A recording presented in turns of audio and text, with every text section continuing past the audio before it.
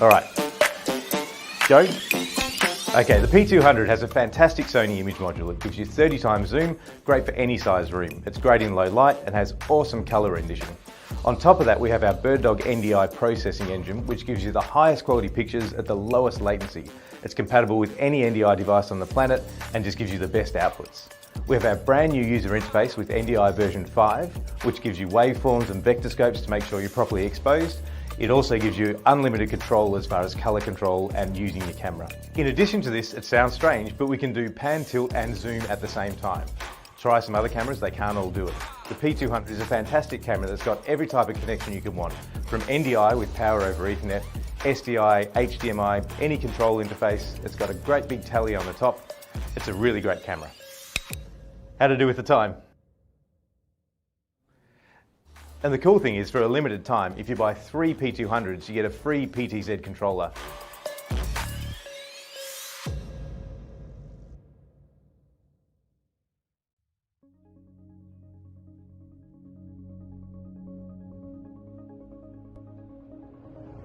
What's going on, everybody?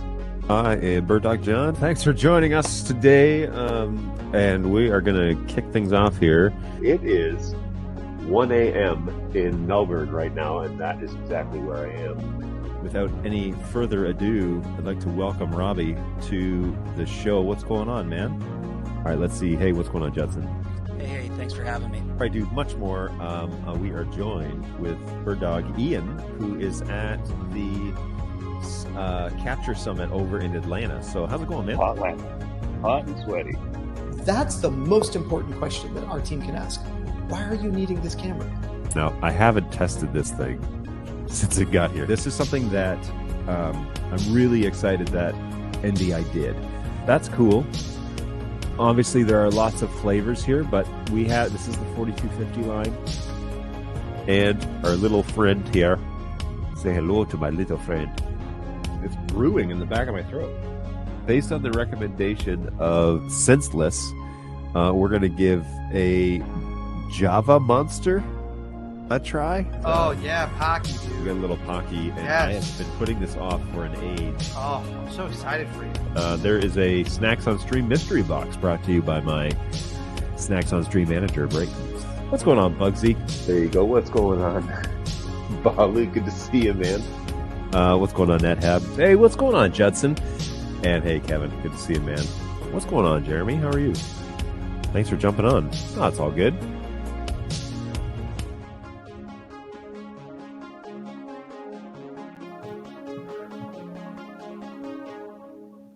Yep. It is time again for the BirdDog Live Show. How's it going, everybody? I am BirdDog John. Hopefully you're doing well. I need to check our YouTube feed over on birddogjohn.tv. Whoa. Yeah, all right. That's good and loud, so I'm going to turn my headphones down. Hopefully I didn't scare most of you. Good morning, good afternoon, good evening, and good night, wherever you are in the world. Thanks for joining us. What's going on, India? I know it's over there in 8 o'clock, right? So thanks for jumping on again. This show's for you. You were the one with the idea, and so yeah, I'm pretty excited about this one. This will be great. And there is a Snacks on Stream today, so I'm going to do this while eating spicy food. I'll light that up here in a minute. But special shout out to my boy Balu, who got that all set up and good to go, because he went over to Arby's and picked up today's challenge, which is the Diablo Dare. So evidently they make this really spicy, I guess it's like a chicken sandwich or something like that. So we're going to give that a go. I am just adjusting things here because I do want to have the ability to illustrate what it is that I'm talking about. Okay, cool. So I'm using my iPad today to show to talk about what we're going to talk about standardized or simple NDI network designs, kind of talking about cost, talking about a bunch of things. And so we're going to go through that today, and yeah, that'll be great. So pretty excited about that. GoWeb says Indians love spicy food. Yes, that is something I know about the Indian culture, is that spicy food is a part of that. And I don't know if I could. I don't know if I could handle it. Just gonna be honest with you. Not too sure. It's like you don't tell somebody from Georgia that you love spicy food because they'll make something that will kill you.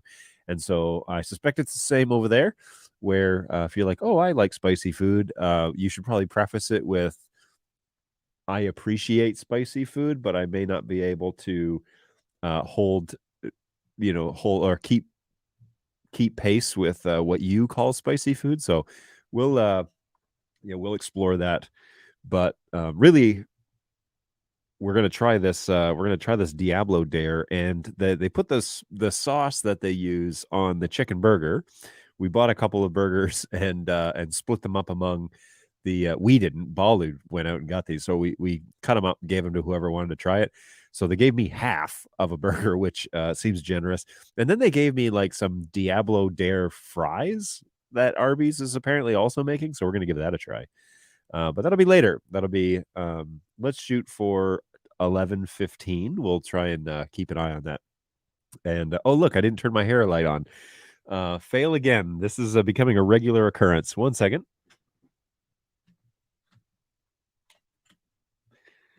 Okay, hair light is now. I was going to be like, oh, I'm not wearing a hoodie today, and I'm not wearing glasses today. And then I realized you can barely see me. So there, hair light is on. So much better.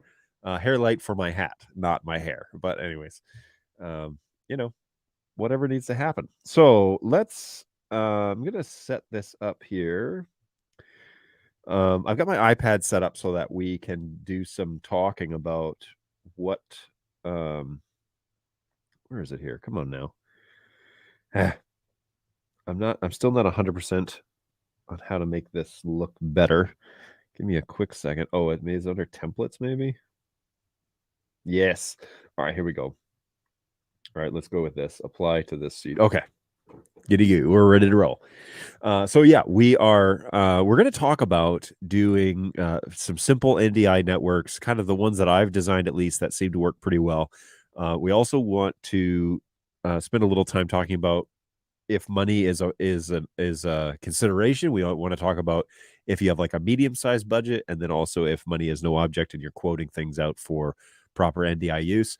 It's always a balance, right, between whether or not you build a network for a customer that you're never going to get a phone call to come and support, or if they're going to go really inexpensively on you, then you may be there, fixing things or adjusting things. And we really should talk about how to deliver consistent results when designing your NDI network. So that's something we're going to talk about today, and I hope that you will appreciate that conversation. And of course, your comments are very much so welcome. This is not a one-sided conversation. The whole point of this show is so that you and I can talk about these things and learn from each other. And we'll definitely spend some time doing that. I was holding my tongue to see if you'd figure it out for yourself, and you did. So I'm so proud. Yeah. Whoops-a-daisy. The hair light was definitely left off. Partially because I ran in here.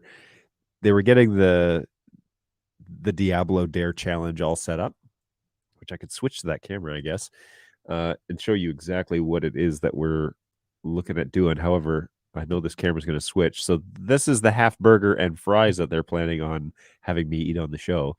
So that'll be fun, at least for you.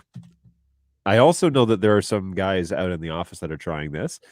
Our new hire that we started on Tuesday, she has elected not to join us this time around.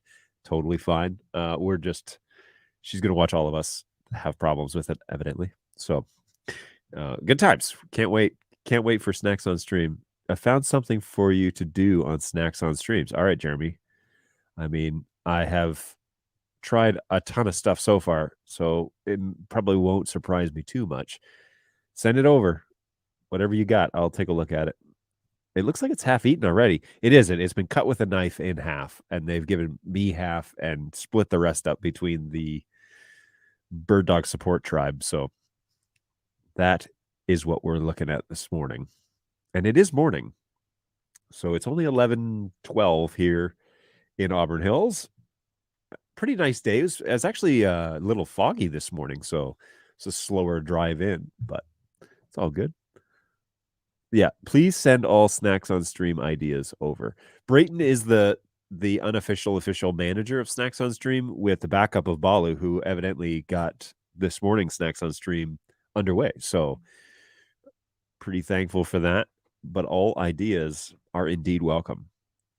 Now, I still hold the ultimate, like, will I or won't I try that? So if you're planning on sending me some truly like I, for example, looked into the one chip challenge, which by the way has doubled in price in the past month for some reason, perhaps because they're done making this year's one chip challenge and now they're developing next year's. And so there's less supply for the demand, but I don't know. I don't actually know why. So the one chip challenge has increased in price, but I was reading some reviews of people that tried it. And there's one, I think it's a lady. I can't tell because the only picture they posted was of them in the hospital with an IV. And so I thought, maybe I don't want to have the potential of going to the hospital while live on stream trying to talk NDI. I don't think that's fun for me. And that's not really the precedent that we want to set here on the show. So I don't know about one chip challenge, but we'll see. Anyways. The kids made it last night and affected everyone in the house just in the air. Oh boy. Now I'm really curious. What is this that you've created? That makes me a little bit nervous. If the kids made it and it hurt all the adults. Yeah, let me know. Any idea is welcome. Like I said, I reserve the right to veto. But this one, I'm genuinely interested because overall I've been fairly disappointed when people say, "Oh, be careful, it's spicy," and it's from a fast food restaurant. It is, but it's like Midwestern spicy. It's not Southern spicy, and it's certainly not India spicy, and it's certainly not, what the rest of the world would consider that. So, did you see the link that I sent on here? I did not see the link. You may need to email us. Which you could do at help@birddog.tv and just say Snacks on Stream idea. It will open a ticket for you, but we'll route that to the correct department, I promise you. Balu is not too sure. I don't know what this actually means, but he's given me the stink eye. So what's going on, Gene? How are you? Ooh, nice camera in your photo. Is that it's a little hard to see, but anyways. Hey, how's it going? Thanks for jumping on. I don't know which Facebook page you hail from, but thank you for jumping on. Appreciate that. Okay, so I want to kind of eat this while it's warm, and then we're going to get into the NDI networking discussion right after that. So that is the plan, and we will. Let's talk NDI. So here we go. John's just making up stuff to start drama. Look, I don't know. Look at him. Wish me luck, folks. It's my first Vegemite experience.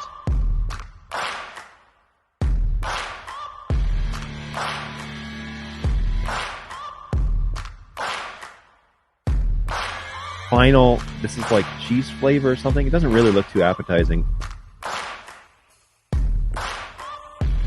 Good golly, this is something else, man. Here's the thing about Pop Rocks, and I don't know if I'm the only one like this. Pop Rocks have always been a social experience for me. I did not think that is what you were going to say. That's hilarious. That is awful. Oh, God, that's so bad. Jeez. Holy smokes, man.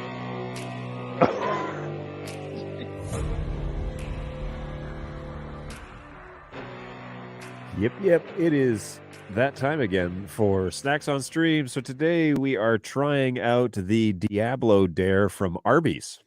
So here we go. We're going to find out what their definition of spicy is. This is some sort of challenge, evidently. And then they've also included the spice on the fries. So I don't want to necessarily...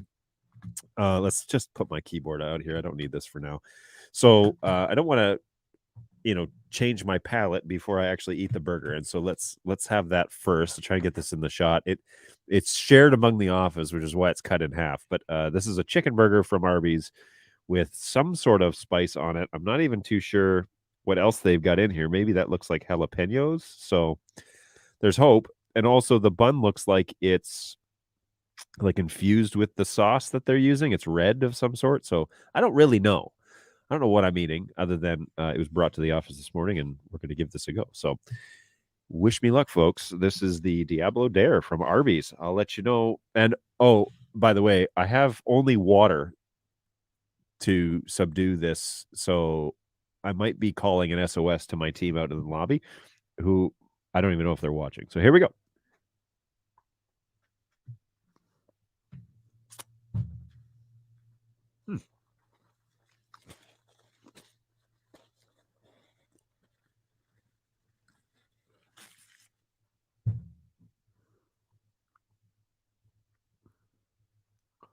I mean, flavor's right. I'm a big fan of chicken burgers and stuff, so that's always good.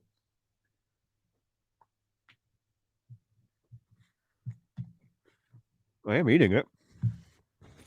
It's not, since we compare everything to this, it's not Korean spicy. Certainly not anything close to the one-time spicy. And of course, they're appealing to an American market, which appreciates spicy food, but really can't handle it, especially up here in Michigan. I think the spicy market in Michigan is lacking.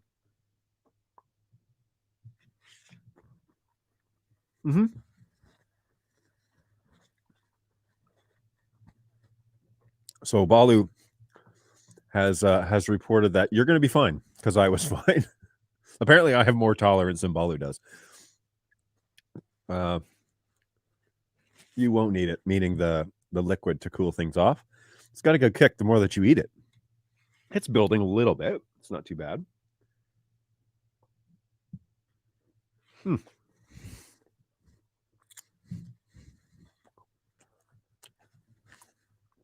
Oh, just everyone from Michigan. Well,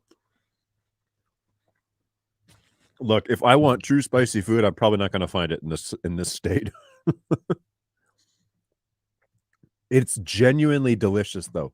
All I heard was it's magically delicious from the Lucky Charms jingle.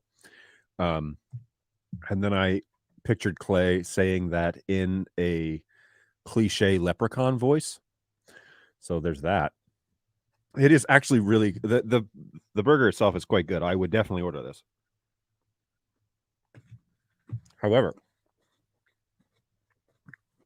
it has spice. Like, I think for the average person, yeah, you might call that spicy. I don't know about being here on Snacks on Stream. That's we're looking for Snacks on Stream Extreme, right? All right, here are those French fries. They definitely have the crinkle fry from the cafeteria taste, right? And then the spicy sauce on it. Not as spicy as the burger, that's for sure. So these are, the starch is actually helping with the heat. It's removing the heat. So genuinely, though, like if you go into Arby's and say, I want to try the Diablo Dare, is there like a prize for eating it, or is it just like it's a spicy sandwich and we're pretending like it's a challenge? The fries are good. Fries are quite good. Yeah. It's genuinely it's a good meal, though. Gonna have to do some extra crunches or something, though, eating these French fries. All right, so it's empty. And it is genuinely, I would agree with Senseless. It's delicious. I would also agree with Balu. It's I'll be fine. But it was good. And if you're looking for a little spice here in Michigan, check out the Diablo Dare at Arby's or anywhere, I guess. But yeah, it'd be great. Yeah, it is good, though. So all right, we're all in lockstep here. We appreciate this. I don't think it's marked as a challenge. It's just a new spicy combo deal. It says the Diablo Dare on their signs. I have an Arby's near my house, and I was like, oh, is it like a? I think that's what the package of the fries says too. I'm like, what's the dare? But anyway, they want you to go on TikTok and eat the whole thing and then post them in it. Not an ad. Interesting. Water. I got like a pepper or something right at the back of my throat. So every time I swallow wrong. Okay. Well, bring the keyboard back. That was excellent. I like it. Spicier than Wendy's spicy chicken. We'll put it that way. But not spicier than one-time Korean spicy noodles. So if you know those references, you're in good company. Hey, look, an NDI question. So I'm running 2 PF120s over the network with NDI, and I love them. They work great. That sentence stands on its own. But here comes the but. And what a big but it is.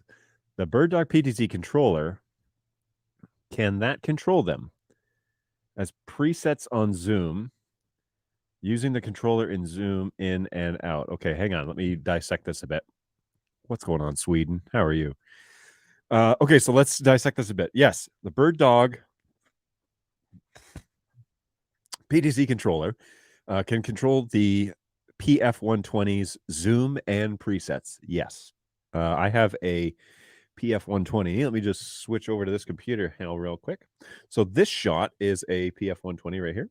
And that is just for some changing it up in terms of some different flavor of shots.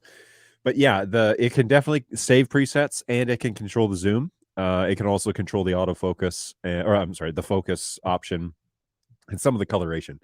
But yes, it is definitely an option for you if you are looking to use. Now, did anybody else catch what happened overnight?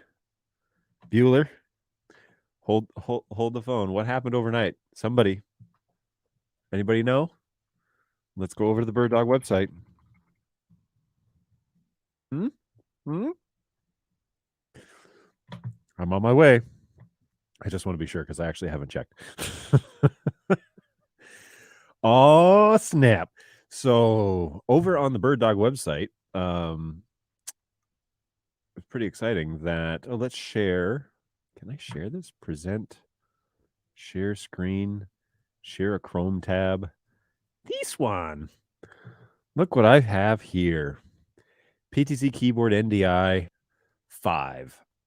So the keyboard has gotten the NDI 5.5 update. This brings the NDI libraries up to NDI 5, which is the same as all the cameras. So it makes sense that the library should be the same. So if you have done LTS and you're on 214 and your baseboard's up to date, switch on over to NDI 5. That's the latest update. There are some release notes with some known limitations that you need to double check. Okay. But yeah, cool stuff there is that NDI 5 for keyboard is now available. So boom goes the dynamite. That's pretty exciting. And you guys didn't see any of that, did you? Good times. So NDI 5, let's try this again. I'm using 2 screens, which is why I'm using 1 screen, which is the problem. Let's share this. And now let's do this little number. Okay, let's try this again. Here it is. NDI 5. That is the actual, and can I pull this up now and I can like manipulate it? Yeesh. So if you are on 214, you go to the downloads page, click on cameras. I actually think that keyboard deserves its own spot. But anyways, you click on cameras at the bottom of the camera list. The keyboard update is there. And the NDI 5 update is now available. So this brings us up to NDI 5.5 for keyboard, just like cameras. And all the libraries talk the same. Again, no limitations are listed in the release notes. So double check those in case you need to see that. But boom goes the dynamite. Another release into the wild. Please, by all means, update your keyboard and then let us know how it's going. Here's an odd thing is I just realized vMix was also recording a video file. So who knows what that was doing to my GPU level. But we're in good shape now. Hopefully it's didn't affect too much on the other side. I didn't even notice that until I looked over and I was like, wait a minute.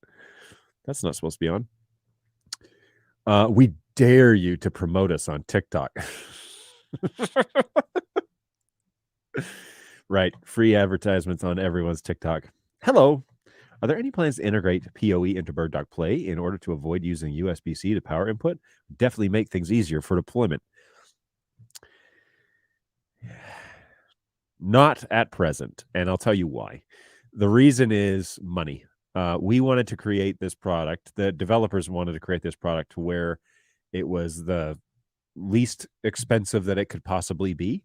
And doing it over USB, modern day TVs since like I think it was like 98 or something like that, all have USB ports on the back of them that supply 5 volts. I forget how many volts it is. But anyways, it's a pretty standardized feature on most televisions. And so the PoE module would have increased the price by 2/3, which means it would have been like $250 for a play and not $150 for a play. And so their thought process was, no, we want this to be as low cost as possible and to just use existing power on the back of televisions that's already provided. And so that was the idea initially for the first launch. Not saying that they wouldn't consider that for like a second generation in a couple of years, but a PoE module to actually do that on a single board is actually a significant price increase. And so they decided to not do that. And that was the end result of that consideration, as far as I know. All right. Well, the other day, Mr. GoWeb was inquiring if I had any sort of recommendations when it came to setting up networks and how we think about networks and how we configure them. Now, disclaimer, all right? Everybody's different and everybody's resources are different and everybody's networking abilities are different and we're all different, all right? So, understanding that before we talk about this sort of thing means that some people will strongly disagree with me that the way that I do something is the right way to do it. I've had numerous people who won't talk to me because I won't tell them how to set it up on. Well, because I recommend not setting it up on an unmanaged switch, for example, and so they don't believe I'm a proper network admin because I should be flexible enough to integrate any networking device on the entire market and make my NDI cameras work with those. And to some extent, I understand the complaint that like perhaps resources are low. My counter to that, though, is you bought a high performance product and it is very NDI.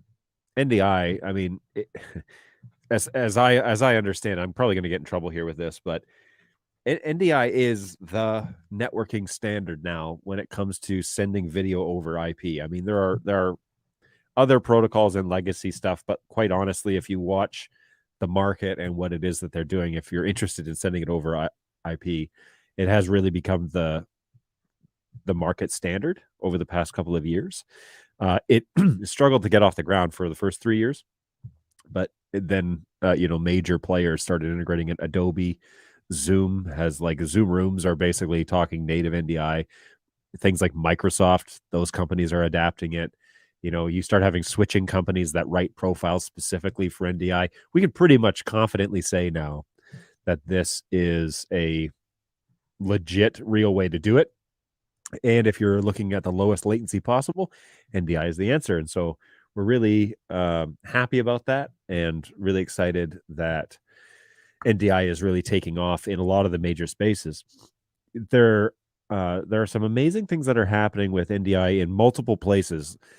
When you think about video and transmitting video, obviously the things that you can see right away are the ones that come to mind. And the major complaint with NDI these days is it's not fast enough for IMAG. I would argue that it is if you do it correctly, but I would also, again, that's a subjective, it's up to you what you expect. But NDI is used a whole lot more than just IMAG. NDI is used for piping things out to the internet. NDI is used for passing things around the world. NDI is used for, if you can convert it into NDI, you can basically get it anywhere as long as you have internet connection. But it's also used for like back-end processes. So, maybe you have a couple of my examples that I really like are, okay, so we've got a we got a basketball arena, we got a basketball game going on inside, and we got concession stands out in the lobby. Well, you can put TVs now in the lobby and put Bird Dog Plays on the back of those TVs, plug them in, and you can pipe the NDI output from your vMix machine or TriCaster or whatever, or a secondary output for that matter, to all of those screens. And if you're running it in multicast, it's really lightweight on the compared to TCP. It's lightweight on your network, but it's high quality, really high quality. And NDI now gives us that flexibility to do that sort of stuff. And so, I as one example, another example, for example, is I'm doing a production in a theater, and I want to see the stage, and I want to send that along with the microphone audio around the system behind stage. And so we have some TVs on carts, or we have something mounted in the dressing rooms or whatever. What we do is we take a pretty inexpensive camera and slap an inexpensive encoder on it. So like a Flex In maybe, or maybe we go ahead and we get the PF120 and we fix mount that inside the theater pointed at the stage. And then when there's a production and we turn that system on, the NDI starts being generated, and it goes and automatically links up to the Bird Dog Plays that are on the displays in the back rooms, and people can see and hear what's happening on stage at all times. They know where they're at in the show. It's a lot of the exact, like, I need to hear it when it happens or see it exactly when it happens, and it can't be without frames, without frame loss. A lot of that back end stuff doesn't really matter as much.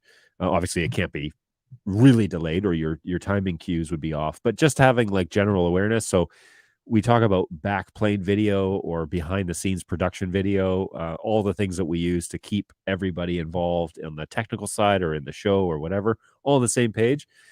NDI is becoming a very inexpensive way to do it at a high quality rate. And so it's a nice medium between, having great quality, but having, great performance as well, and being able to deliver that around the institution. So I really like where NDI is going. I also like the fact that it seems to be getting more and more agile. Every time new tech comes out with an NDI release, it's always got a handful of like really great new features that will revolutionize the way that people like. And it seems to me, to NDI's credit, they're listening to the market. And they're talking to people in the field, and they're saying, yeah, I can't use NDI yet, though, because it doesn't do X. And then, like, that's what happened with NDI 5. They came out with just like a bunch of tool sets. They're like, look, you don't have the resources or the money to have a real router, or, audio stuff is an issue, or X, Y, and Z. And then they came out with a handful of new tools that basically allow you to utilize NDI and get it into the workflow. And once you get the workflow up and running and you have a system that can handle it, NDI gives you a way more versatility than BNC will. And so I'm really happy with the way that things are going in the NDI realm, because it seems like they're not just aimlessly imposing on you how they think it should be used. They're actually listening to the market. And I would say the same about Bird Dog, by the way. The play is a response to that. Is basically, we saw that NDI 5 was going to have an ARM process. We wanted to be sure that we packaged it correctly, that it was inexpensive. To go back to Oliver's question there, it's like we wanted it to be inexpensive. We want it to be simple to use, very straightforward. Plug it in, go to the web UI, link the source, walk away. Like super simple, not complex or anything. So I think it's very fascinating where NDI is going, because every iteration, every major update enables a whole bunch of new ideas and concepts, and workflow, enables workflow, genuine workflow. And that's huge, because there's lots of companies that'll just make a product and tell you how to use it. And then there are companies that'll say like, well, we made this, but we want you to figure out how you will use it best. And then we want to take your feedback from what you're still missing and consider, integrating that as well, which is why I say, look, if you have suggestions for features or whatever, you need to send those to help@birddog.tv, and we'll put them in the feature request. There's no guarantee they're going to get integrated. We'll definitely listen, and we'll definitely consider it, and maybe ask you some questions about what specifically you're looking for. But then, yeah, by all means, we'll send it over to the engineers and see what they think. Because a lot of our great ideas actually come from other people having great ideas, but they wouldn't it be great if the product did this? And wouldn't it be great if the keyboard had a way to see what camera it's controlling? And so we came up with keyboard router. That was a suggestion, I believe, from a client. So, there you go. That stuff, we do listen. We are trying. And so do other people in the industry. So, that's really cool to see NDI kind of evolving like that. Okay. I have eaten a spicy sandwich, but I'm not really feeling any sort, and I keep hitting this thing, not really feeling any sort of detrimental side effects to that. So that's good news. But let's talk a little bit about now. Oh, wait, let me get into a couple of these questions before I start doing that. Whoops, wrong computer. Let me back up. Okay, understand. Thanks for the explanation. You're very welcome. How dare you be so bold, John? Oh, chat is filtering links. Yeah, YouTube actually, is it? Nightbot does on Twitch, but I don't know about that. But yeah, it may not let you post links. I'm not too sure. I use NDI for iMag at some very large shows, and it pulled it off. Small delay, but was usable. And what's really cool about this, Gene, is that once you get it to NDI, it's not just good for iMag, right? Like it does that well, but it also gives you the flexibility to use those signals elsewhere.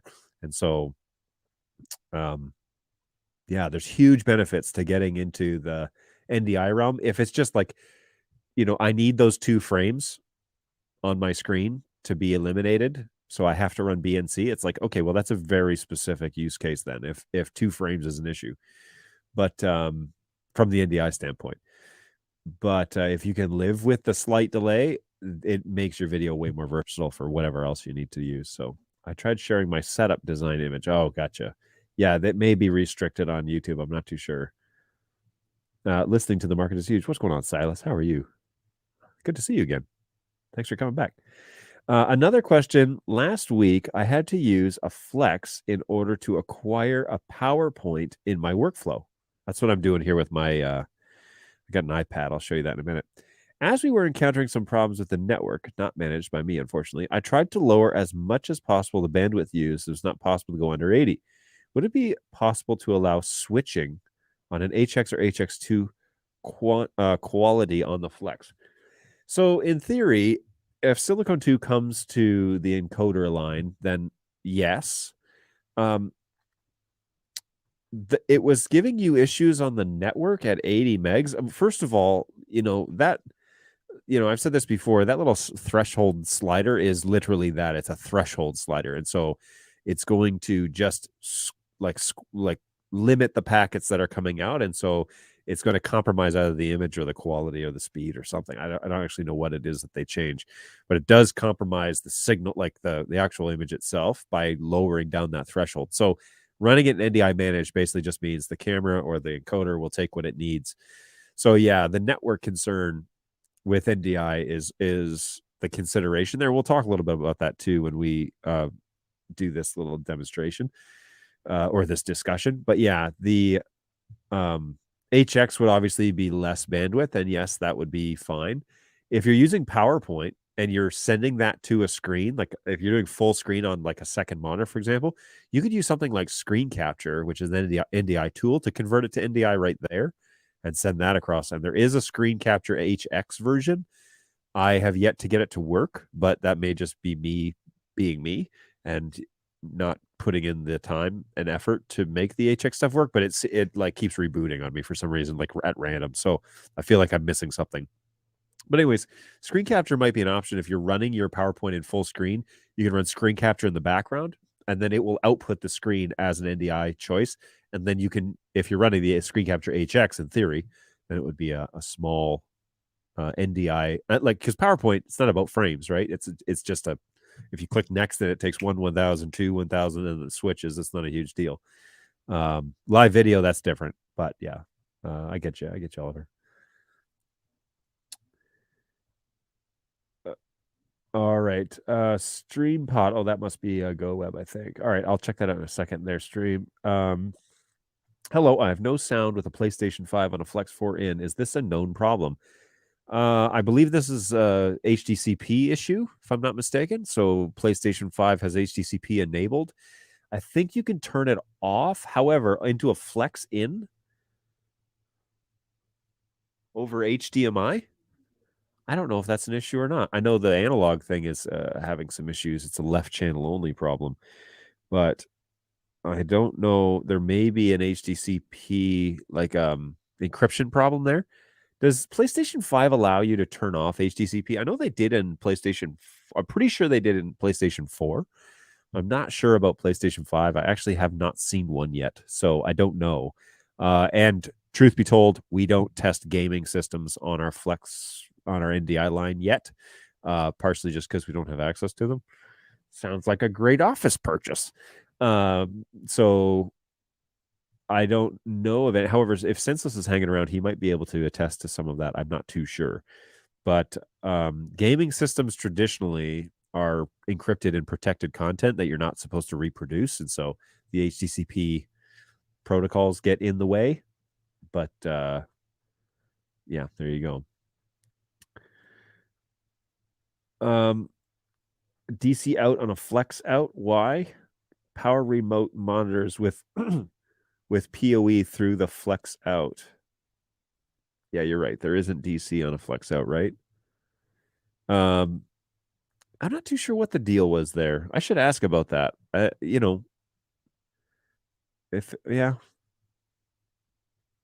must be a reason. Anyways, I guess they're assuming that you already have power if you're going out. If you're going in, you might be powering a camera or something, or a Black Magic monitor. I don't know. Shared on Facebook Live. Okay, cool.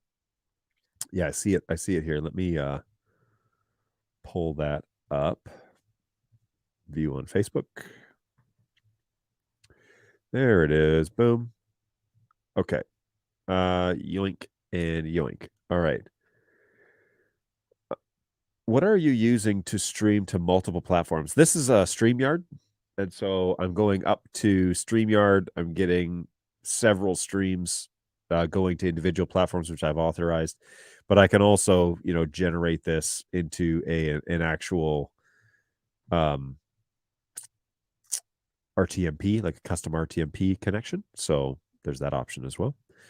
But this is just StreamYard, and I'm using vMix, and I'm sending the vMix NDI output over to a secondary computer that is then using NDI webcam to convert that into StreamYard yardability. It's converting the audio into NDI virtual inputs, and then doing NDI video into the USB input, basically, for StreamYard. And then I'm sending that up. So I can sit here and switch sources in vMix with my X keys, and it portrays that over here on the second screen. So that's how I do that. How many NDI streams can a flex in handle without multicast? Well, a flex in can. What? Wait, hang on. What? How many NDI streams can a flex in handle without multicast? What do you mean? Because flex in is to generate NDI, right? So you would only be creating NDI with that unit. You wouldn't be accepting flex. So a flex out, if you mean. And let me scroll down here. Okay, so yeah, flex out. I mean, it just shows one at a time. You could certainly set it up to switch between sources. There isn't technically a ceiling on how many, like if you refresh the list a few times and then pulled it down, it should see everything on your network. But wouldn't ingest things simultaneously necessarily. Provide some clarity there because I don't think I'm answering it correctly. Hey, you can use NDI for IMAG in venues so big that you can't see the talent and the screen at the same time. Or that's just it, is like the screens are on the sides and the talent is like, little tiny guy on stage. That helps. That it helps people who are way in the back to see things. So I would agree. Wait for Silicon 2 update. Yes, that was about that's about the HX protocol. I don't know what the timeline is for. I know Silicon 2 for cameras is like primary. So I don't even know about the Flexer 4K line yet when it comes to Silicon 2. HDCP is off, he says. PlayStation may be sending Dolby 5.1 audio instead of stereo. Oh, there's an interesting idea. Restream, I suppose. No, this is StreamYard. I used to use Restream, but now I use StreamYard. Yo. vMix desktop capture is also an option. Yeah. You're right. If you were to for the PowerPoint conversation, yes.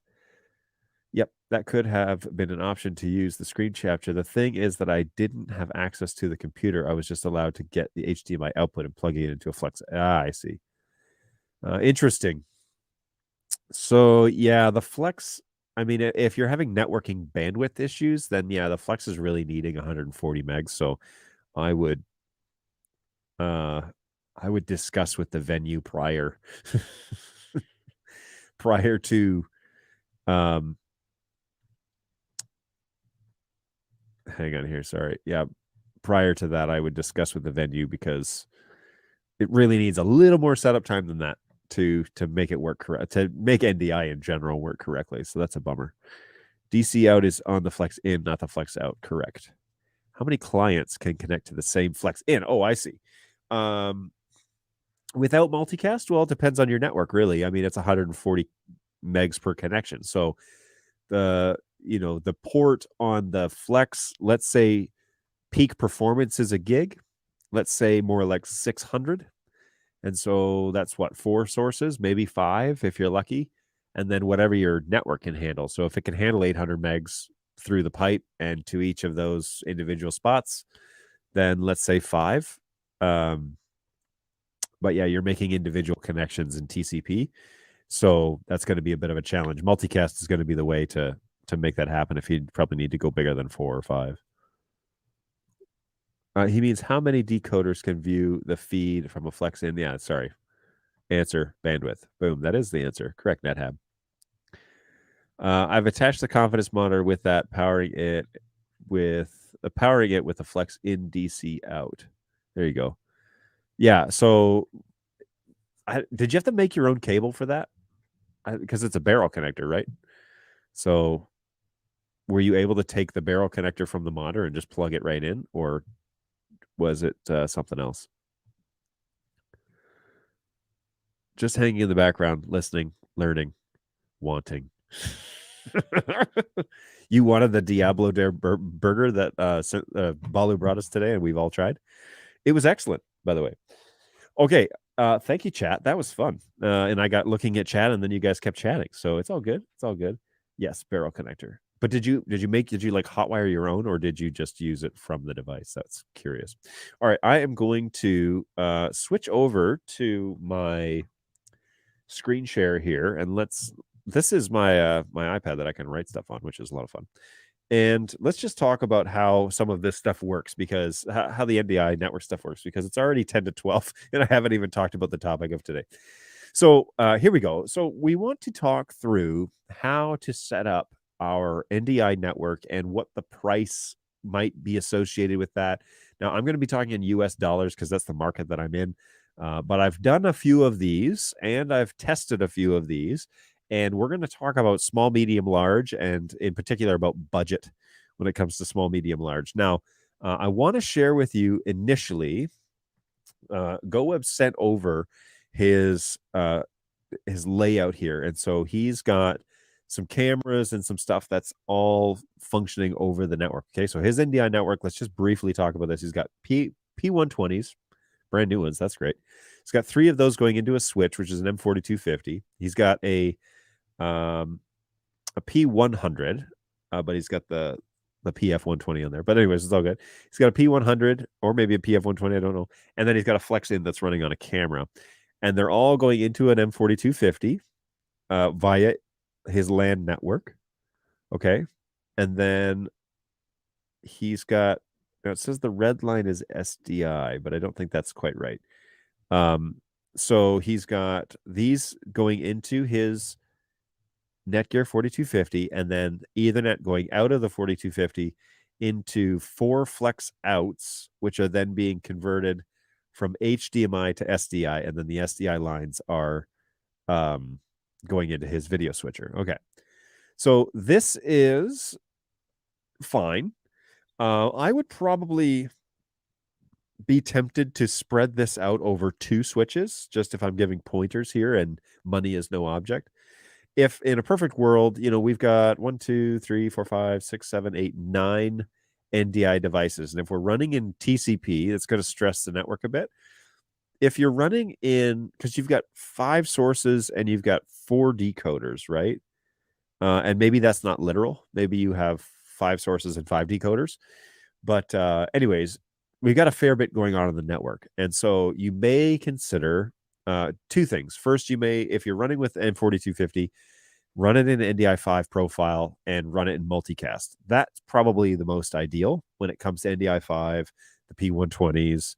The converter is going to be an NDI4, but it should be fine. I've got one here, and I'm actually using that today for this, and I'm not getting dropped frames or anything like that. So, oh, that's funny. Let's let me go back to this. So, yeah, I'd probably recommend going with something like a multicast setup on that switch, and that way you're only passing the packets once, right? And you're letting the switch do the work, but also that's just for usability, ease of use. It might be fine. I mean, if it's a 1-for-1 ratio, it doesn't really matter, I guess. But anyways,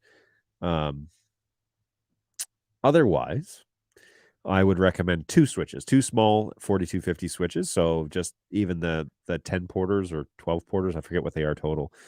But if you break them up over 2, and you could do, 2 encode devices, 2 decode devices, 3 encode devices, 3 decode, or whatever, however you have it set up, per, and then just jumper them with some, LC fiber connections, and do a double trunk out of one into the other. So at least you get 2 gigs between the 2. And then it kind of shares the load, and there's way more processing power. Your CPU and memory usage is going to be really low overall, and you'll get really good performance out of it. But as you start to expand, especially TCP, as you start to expand, people are really going to like your results that you're getting, and then they're going to want to add more stuff. You just need to have the flexibility to do it. So I would always share the workload between the 2. Let me just throw in here. GoWeb says just that you need to make sure that you have enough juice left on the PoE switch to make sure that you have that connect. Yeah. Your PoE budget is also to be considered. So that's a great observation here too, GoWeb, is that you've got all these devices are PoE plus powered. And so you need to make sure that your budget is within reason. And so to have a couple of 4250s may just give you more flexibility, but it really depends on budget, depends on what the client is looking for. Actually, I am using 3 flex outs and 1 flex in and 2 P120s. Okay. So in that scenario, then you've got 3 sources in, 3 sources out. You're probably pushing close to a gig, but that switch should be able to handle it fine in either TCP or multicast mode. Again, as you expand, multicast is going to be more of your friend. And we've done Jake, Bird Dog Jake, which you guys know, has set up his entire infrastructure as multicast, and he was just on site at a theater this week where he was setting them up for multicast, and it was performing really well. So I really do recommend that sort of stuff. Those consider at least take some time to test between the protocols. The NDI5 multicast stuff, you don't need to do anything on the switch side because it's already enabled in the NDI5 profile. So that's really convenient for customers. For my camera rig, I power my monitor from my Flex in DC out with a barrel male-to-male cable. It works great. I wish to do the same for the same confidence monitors. Interesting. Yeah, I'll see what the decision was there. I don't quite know why the limitation is there with the Flex outs, but there's probably a logical reason for it. Should I use the NDI4 or NDI5 profile for the M4250s when setting up multiple flexes? Multiple flexes, I would go with the NDI5 stuff and test it. I mean, obviously don't just like do it today and do a show tonight, but set up your 4250, do the NDI5 profile. If you're doing multiple flexes, so flex ins and outs, or depending on what you're using them for, you could definitely set them up in multicast. That's fine too. Yeah, there's a mention here of RUDP. It is less overhead than TCP, but I'm not 100% convinced with RUDP yet.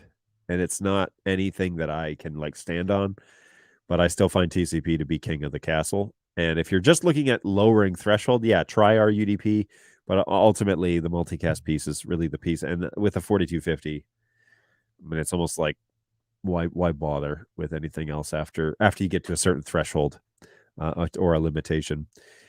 NDI HX doesn't work on our network. IT manages all of the switches, so we don't have control. So multiple switch hops, not router hops, seems to be the issue.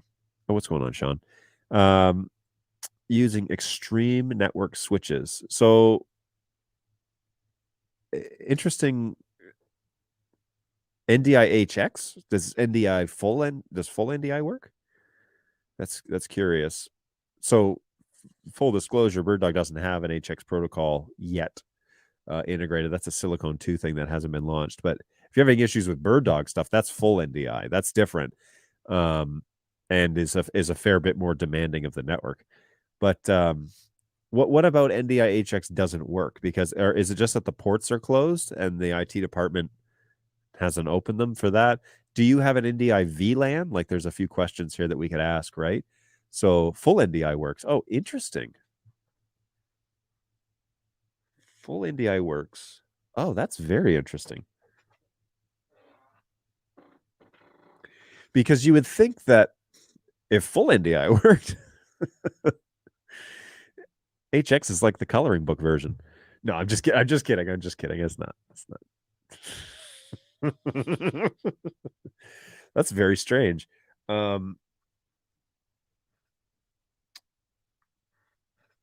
Discovery server. There's a good way to try that. So NetHab has a good suggestion that you could use. They might be blocking the MDNS broadcast, and so Discovery server might be your answer, because that takes care of that. Interesting. Very interesting. Sorry, I missed one up here. Once the converters support NDI 5, use our UDP. We said that. Scotty, I use a setup for commentators, USB interface to the commentators, vMix PC NDI streaming vMix PC. You can also look at NDI's free audio command line tool that's in the SDK. Ian Foster sent that to me. Man, I meant to look at that. I just let time get away from me, apparently. Ian sent that to me, and he was like, here it is. And then I didn't get around to testing it. So, all right, I still have yet to draw anything on my iPad. So let's get to it. All right, so let's talk briefly just about some simple NDI setups. Now, the first three that I'm going to talk about are all what I would say are my like go-to recommendations. If you have a blank slate and you just want to get it up and running and have the least amount of problems, there are some things that I would recommend that you do to make it easier for yourself and like everyone else that comes after you in the NDI world. So obviously, you guys all know this about me, but I'm going to recommend that you use a DHCP server and or service, we'll say. And the DHCP service is the thing that issues the IP addresses. What it also does is a whole bunch of things behind the scenes. And so when you enable this on a network through a router or layer 3 switch or something like that, it gives you the very flexibility. Yeah, and I'm sorry about my handwriting. Gives you the flexibility to add devices quickly, but also to control the devices in a more sophisticated way that's better all around when it comes to actually moving packets across the network. And so DHCP service is something that I strongly recommend that you look into, and getting one that is fairly reliable. Now, I haven't had a ton of problems with like the gateways from Unify. They seem to work just fine in the DHCP setup. However, the 4250 realm also has, it's a layer 3 switch, which essentially means that you can turn on these types of services just on the switch and you don't need anything further up the chain. And so that really simplifies things a lot. And so the first network I want to talk about an actual medium level network. Okay. So this is kind of like, we have some budget, we're buying some cameras, we want to just make sure that we do it right, but not the sky's the limits. So let's say we have camera 1, camera 2 and camera 3, and these are going to be like, PF120, the P120, and maybe we have like a P200 or something like that. So we've got whoops, my face is over okay, this says P200 over here. So we've got these 3, and just like GoWeb here, he's got a fairly good switch, and so I'm going to say I've got a 4250. Whoops a daisy. I'm going to have a 4250 series switch, and it can just be the 4212P. Whoops, and my brain is going ahead of my hands. So this could be like the 4212. Oh man, I almost did it again. I did do it again. 2P, which is just like their entry level for this scenario. And then over here, I'm going to be sending this over to vMix, but I'm also going to send this to like a flex out on a TV that's inside my studio that's going to run like a vMix multi-viewer or something like that, or a play or something. We'll throw a play in here as well. So what I want to do, and this is a more of a logical stance than anything, but what I want to do is, and we're going to do this in Bird Dog Green because why not? Is I'm going to connect these cameras to this 4250, but on this 4250, I am going to say this is going to be an isolated network, and vMix is actually going to have 2 NIC cards in it. Okay, so the computer that's running vMix is going to have 2 connections. So the first thing we're going to logically do is we're going to connect all of these cameras to the 4250, which is the 4212, and then we're going to also connect one of the vMix ports, and then we're going to connect these as well. So we're using 8 ports on this, or I'm sorry, we're using 6 ports on this switch. Then I am going to take a secondary connection, and I'm going to have a crappy cloud up here, which is not a good drawing. And we're going to get back to this, and we're going to make another physical NIC card connection to a network that is connected to the internet. Now, modern day NIC cards are going to be able to issue 2 different MAC addresses. If you have an older NIC card from like the early 2000s or before, sometimes they have the same MAC address on both NIC channels. It's actually not that common anymore, but sometimes it is. So if you're having this issue where you plug in both into different networks and you're starting to get all these network errors, back that off.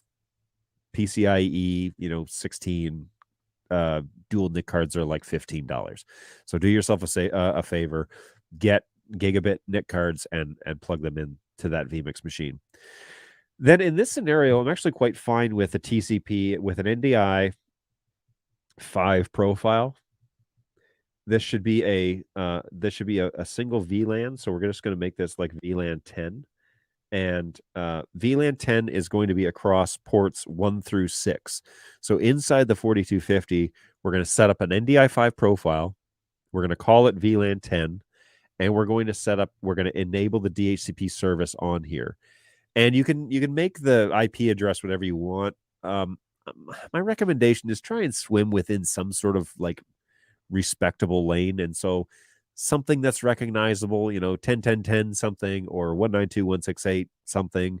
That's all well and good. A lot of guys, just to make it easy for people who are not network administrators, like to name their VLANs the subgroup that they're going to use. So, or the subnet mask that they're going to use. So in our scenario, we're going to make a VLAN 10, and on here, we're going to set the DHCP to issue addresses in the 192.168.10, right? VLAN 10 dot realm. All right. So this is anytime a device plugs into VLAN 10, it's going to get a 192.168.10 address. Now, it's just a coincidence that VLAN 10, that this 10 octet is the same as this. And we did that on purpose because we want to identify this is VLAN 10. So it's a nice clean way. If you're going to do multiple VLANs or you're going to have multiple NDI infrastructures or whatever, it's a nice clean networking way to know that I'm on the proper network that I'm supposed to be on.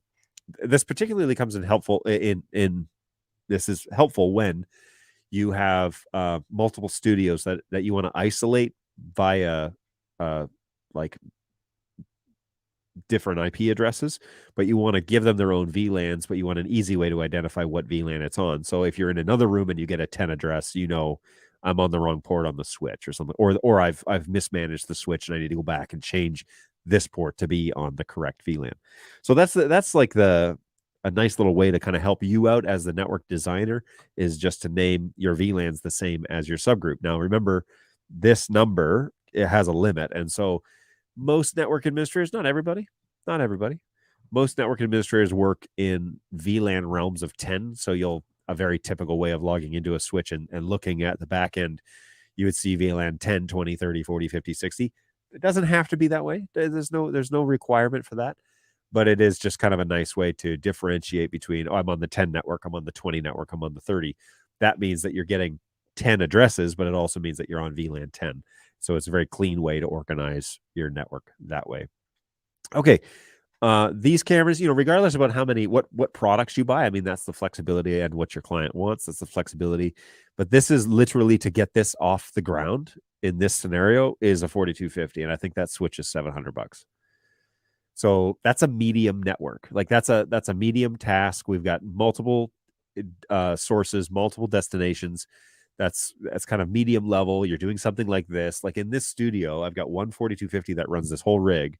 I've got 5 cameras and I've got 2 decoders. And so I'm exceeding the limit here. However, I am running in multicast. So and not TCP. So, my scenario is very similar and I get really good results out of this studio. So this would be like, we want to do a production every week, or we want to put this in a theater, and we want 3 cameras. We want to teach our students. We want to put this in a church, and we want to stream every Sunday and every Wednesday or whatever they're meeting. That sort of scenario. This is kind of what we're expecting, and I think that this is a reasonable price to pay for networking. The for sure costs are going to be your networking cables and your switch. The 4250 can do the layer 3 stuff that you're looking for. And there are ways to configure this, which we would get into in an education course. There are ways to configure the 4250 so that you can get internet on this VLAN. In this, the way that I have designed this network, it is primarily for, oh, there's the camera. Oh yeah, I can scroll. The way that I've designed this is that it's an isolated network and that there is no internet, but there's no outsiders either. Like nobody's going to breach your network unless they physically unplug a device and plug into your VLAN. No one's going to hack into your network because they don't have access to this VLAN. So unless you give them admin control of your networking devices. So this way you keep everything isolated. Nobody's manipulating your cameras while you're not giving them authorization to. But and the reason to this vMix with the dual NIC cards keeps this NDI network isolated so that it's totally closed off. And it's just a nice clean design. It's literally what I'm doing in this office. And the grand total cost for that network is less than $1,000, which I think for high performance video is reasonable. All right, let's go to a page 2. So now we're going to talk about a small network. Okay. And this small network, we are going to really take into consideration that money is a factor. And so we've scraped together enough on the budget to get some cameras to add to our network that already exists. And we need another switch or maybe we have a switch or something like that, but everything's, maybe we're running a Dante network, everything's already statically assigned, or we don't have the bandwidth to do something as sophisticated as a 4250. It's like, okay, well, it can be done with some free tools that are available.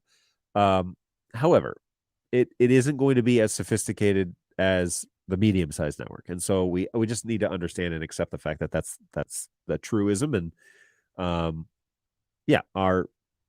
our network will not be as high performance as that next one. Whereas if you were to spend $1,000 on the network, it would be a little better. So the small network kind of looks like this. So let's still say that we have a vMix machine, and we're going to put that over here as our exit point. But we scraped enough money to get together like 3 cameras and a keyboard. Okay, we put our budget, we fundraised and whatever, and the church went out and bought 3 cameras and a keyboard. But we really don't have the bandwidth to do anything else. Like we really stretched it to get this package. Now we have, maybe we have some unmanaged switch. Maybe we'll put that in here. Unmanaged, MANA, managed. And this is just a flat unmanaged switch. It has PoE or maybe PoE plus, hopefully. or maybe not. I mean, maybe it's unmanaged and we have no power, and we're going to just power our 3 cameras. So we did P200, P200. Whoops, good golly, John. P200 and a P200, and then we bought a keyboard as well. So we've got 3 cameras and a keyboard and an unmanaged switch. What I'm going to recommend is on our vMix PC, we are going to install Discovery Server. And Discovery Server is a part of now the NDI tools download.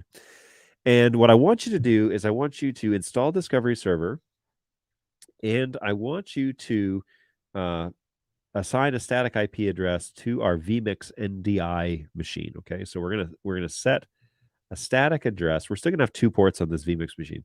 We're going to assign a static IP on the NDI port. Okay. And then we're going to fire up Discovery Server. And Discovery Server is, what's Newtek's color? Are they like blue or something? I think they're blue. Let's go with blue. So Discovery Server is going to be turned on. But what else I want you to do is I want you to take Discovery Server and I want you to install this in the startup apps for this Windows computer. Okay, so when the computer turns on, you log into it, boom, Discovery Server starts up right away. I don't want a power failure to screw up your NDI installation. Okay, then we're going to log into each of our P200s. We're going to set them up static as well. You're going to need to do this in an isolated realm. Typically, what you would do is you'd power on. Let's say we got DC power, right? So, let's do this. What do we got here? Let's say red. So we're gonna actually power these up. This is, we're gonna power these up with DC. And so they're going to turn on. And when we configure these, we're going to plug these into a computer port. And we're going to set this up like we're setting up Neuralizer, basically. We're going to log into these locally. You follow the manual to show you how to do that. We're going to log into these. We're going to set these all to static IP addresses. And our IP range, really should be 192.168 and then 1 dot something or something very straightforward, something very basic. Because we want to be able to keep this very straightforward. So these IP addresses are going to be like 1 dot, let's just go with like 4, 1.5, and 1.6. So 192.168, 1.4, 1.5, 1.6. Okay, in sequence. And then we're going to take this and we're going to connect these via Ethernet to our unmanaged switch. Now, vMix, this static IP address is also going to be 1 dot something. We're going to call this probably 1.1. or 1.2, something at the very beginning. So in this instance, I'm going to call this 1.1. So this vMix machine will be 1.1. Oh, whoops, wrong color. Oh, well. And so the static IP address for vMix will be 1.1. And then when Discovery Server turns on, it will be known as it's running at 1.1. Okay. Now, inside the P200s, when we're setting up the static information, we are also going to go to the Discovery Server option. We're going to turn that on, and then we're going to put in the Discovery Server IP address of 1.1. Okay, so DS equals 1.1, DS equals, and then DS equals 1.1. All right, we have done a lot more configuration so far than we did with the medium network. I just want to point that out. Okay, so then we need to assign Discovery Server to all and the IP address of 192.168.1.1, and we need to assign static IP addresses to the P200s, and then we need to fire up the keyboard, last but not least, and we need to also assign it a static IP address. So in keeping, we would say it's 1.7, keeping with the ritual, but we also need to turn on the Discovery Server now with NDI 4.5 LTS, so that's 214 or NDI 5. Discovery Server should be an option on there. Discovery Server, and we need to set that as 192.168.1.1 and turn that on. You need to enable Discovery Server. What Discovery Server does is it, when you enable that on a bird dog device, it basically tells the device, stop broadcasting and just tell Discovery Server your information. And this works in a TCP environment, by the way. Discovery Server is a great tool to like lower bandwidth needs. But in a static scenario like this is the way that I've seen it work, where it's really consistent and you make sure everybody is identified on the network and communication is working correctly. So Discovery Server 1.1 on the keyboard as well. And we're going to then power up. Well, it's already powered up. But anyways, we would probably reboot each of these devices after we make these network settings, power cycle them, let them come back. And then as you are rebooting them, watch Discovery Server. So it'll be running on the screen, right, on your vMix machine. Watch Discovery Server. And as the unit comes online, make sure that it says, one device found. And it should say the camera name and that it's a source. So if you see all three of the cameras appear, and then you see the keyboard, I don't know, will keyboard show up as a destination? I'll have to check that. I don't know how keyboard displays itself in Discovery Server, or if it does, actually. Anyways, as you add those together and you go into our unmanaged switch, and this thing, of course, is also powered via DC, the keyboard. Now your vMix machine can be connected to your it should have been connected this whole time, but it's connected to this unmanaged switch. But then you can also connect that vMix machine to your cloud offering, so offsite, or your other network or what have you. So the church has an internet network. This is a little bit tricky because I've seen this happen at a lot of churches where they have like a sporadic network that people come and like join over Wi-Fi, and they're downloading their Bible app and reading, whatever, checking out Facebook or whatever they're not supposed to be doing during service, and consuming the bandwidth while service is on. So you go in, you set this all up, you do a test stream, everything looks good. Sunday morning rolls around, you hit go live, and it's just like, and stops working. Really common. It would be better if somehow you could isolate yourself on a separate network, on separate horsepower, in a separate VLAN that has internet, so that the customers at church all show up and bog down the Wi-Fi network, and you have your own pathway out to the ISP. In many scenarios, like in routers and whatever, you can allocate bandwidth, always reserve 20 megs for this network. And usually that's the office network. And so the offices will be offline on Sunday mornings, probably. And so you can route out through the office network and always get consistent download and upload speeds. That's a free tip. That was just for the cost of admission. But anyways, consider that, because you're not going to be installing this on Sunday morning when the church is together. You're going to be installing it on like a Monday afternoon when church isn't going to be in session for several days. And so just be really careful of that, and make sure that you will always have a consistent download and upload speed connection to the network. So in this scenario, I'm actually okay with this because, we have a small network. We've got P200s. They're powered by DC. We've got an unmanaged switch. You got to be careful with your unmanaged switches, okay? Because if you spend $40 on a switch, you're going to get $40 performance. So you got to be careful. Maybe don't have huge expectations when it comes to unmanaged hardware, because I know what the marketing says on the boxes. I've used dozens of different types of unmanaged switches during my day. I know what the marketing says, and it's marketing. So you need to take that with a grain of salt. If all you can afford is a $40 unmanaged switch, it's all good, but you do need to realize that is the performance you're going to get, is $40 worth, not $3,000, which is what the P200s used to run for when they were brand spanking new. So just be aware that that's a limitation. However, the broadcast and the routing and all that will actually be done just fine. The reason why I use keyboard in this scenario is because keyboard really relies on the DHCP and the MDNS to know who's awake and who's alive.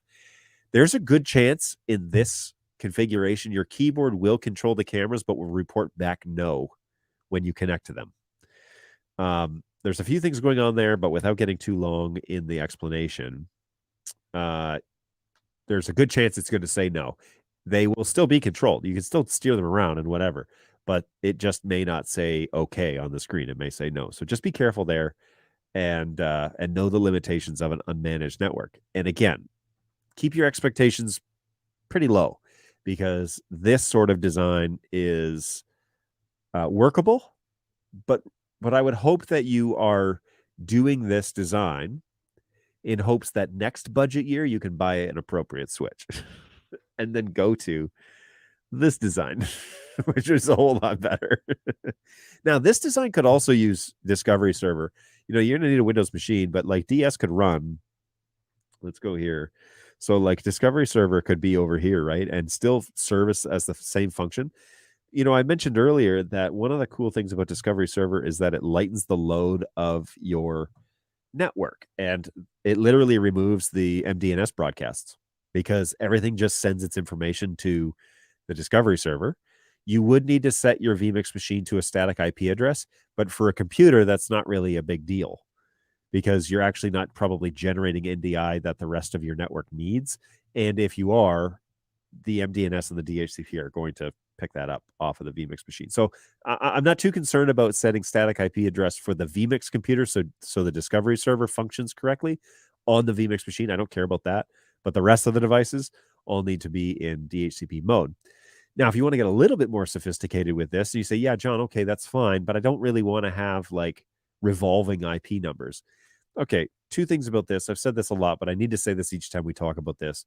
Modern day DHCP servers are only going to change the IP address of a device if it runs out of IP addresses or if a device leaves for an extended period of time.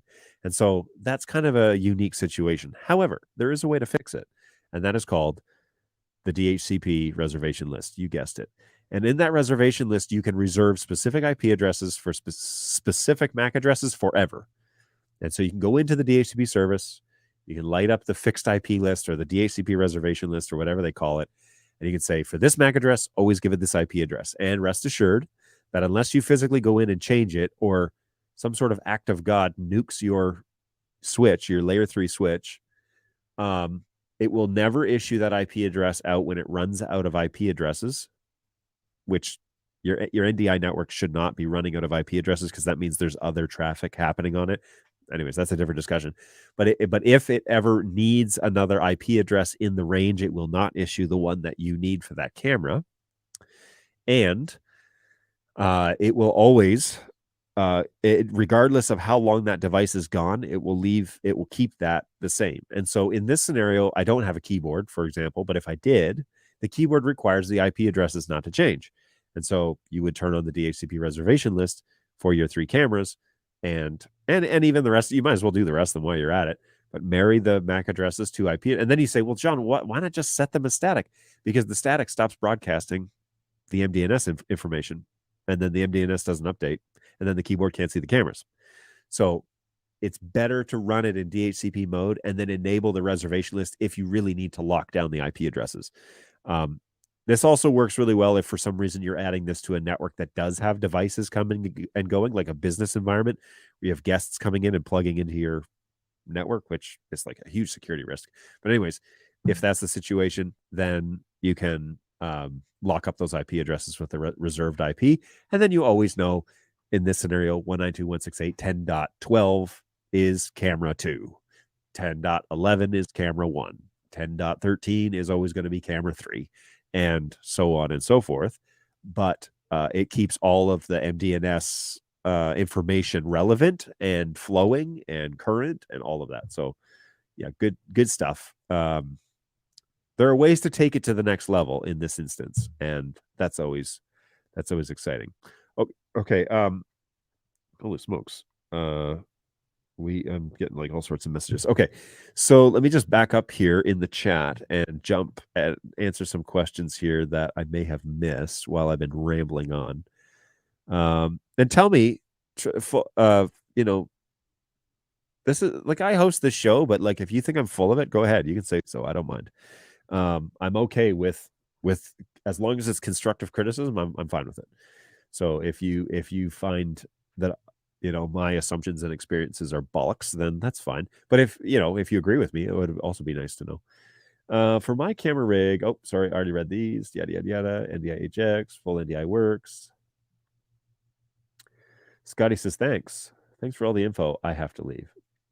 All good, Scotty. Thanks for stopping by, although you're probably gone by now. Replace 1 with 2 in link. I shared and check if we have time today to talk about it. That's our next step for the NDI world. Okay, we'll look at that in a second. I actually believe that tab is still open. So let me just do that. Hold on here. I'll load this new one and we'll check that out in a second. The best firewall is an air wall. Okay. I was lazy enough to keep the 4250 on a separate VLAN to avoid plugging and unplugging the LAN cable every time I need to access the flex in the camera. But later I put it on VLAN 10 thanks to John. Oh.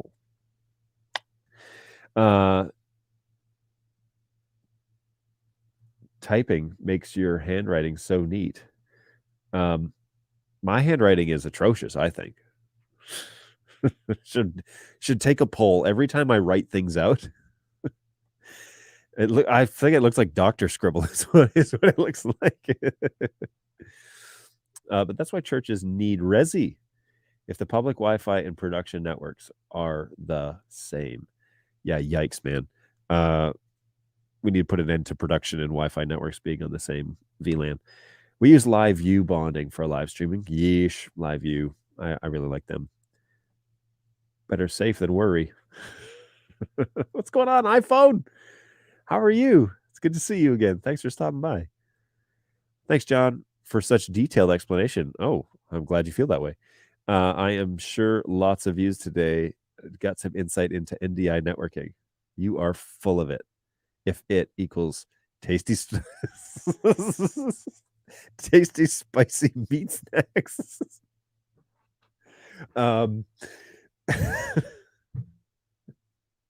Yeah. Wow, that's a good one. Thank you. Good stuff. All right. Well, the last it's 12:30. The last thing is the large network. I mean, is that something we want to talk about? Because it certainly is something that I'd be willing to discuss. And really just about expandability and making it reliable for the end user. And so I'll try and burn through this really quick so that we don't spend a whole lot of time. Let's jump back to page 3 of my fancy dancy little iPad drawing thing here. And really sorry if it's super not legible.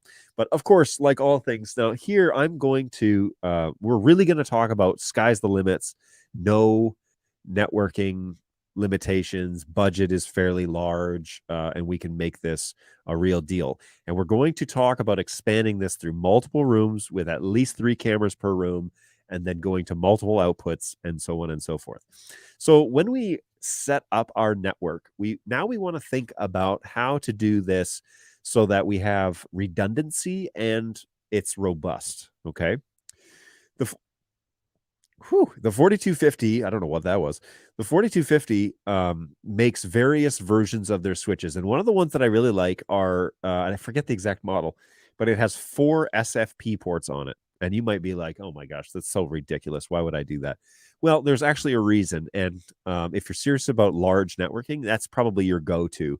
I don't really care about port number, because in each of these rooms, I'm going to have 3 to 5 NDI devices. So I don't really care about port number. But what I do care about is how many connections I can make to the rest of the network over backbone. And so we want to create some redundancy in how we can manage things. And if a room goes down, it doesn't hurt us at all. And so initially out of the gates, let's just say we want to do a medium to large network install. And this is what I did at NAB, by the way. But then I'm gonna go one more step beyond that. So what I did at NAB is I bought what I lovingly refer to as a fiber core. Okay. And on this, the 4250 line has an all fiber unit. It's like 16 SFP plus ports. They're 10 gigs each. And it's pretty ridiculous. And what I did was I had desks around the studio, around the show at NAB this year in April.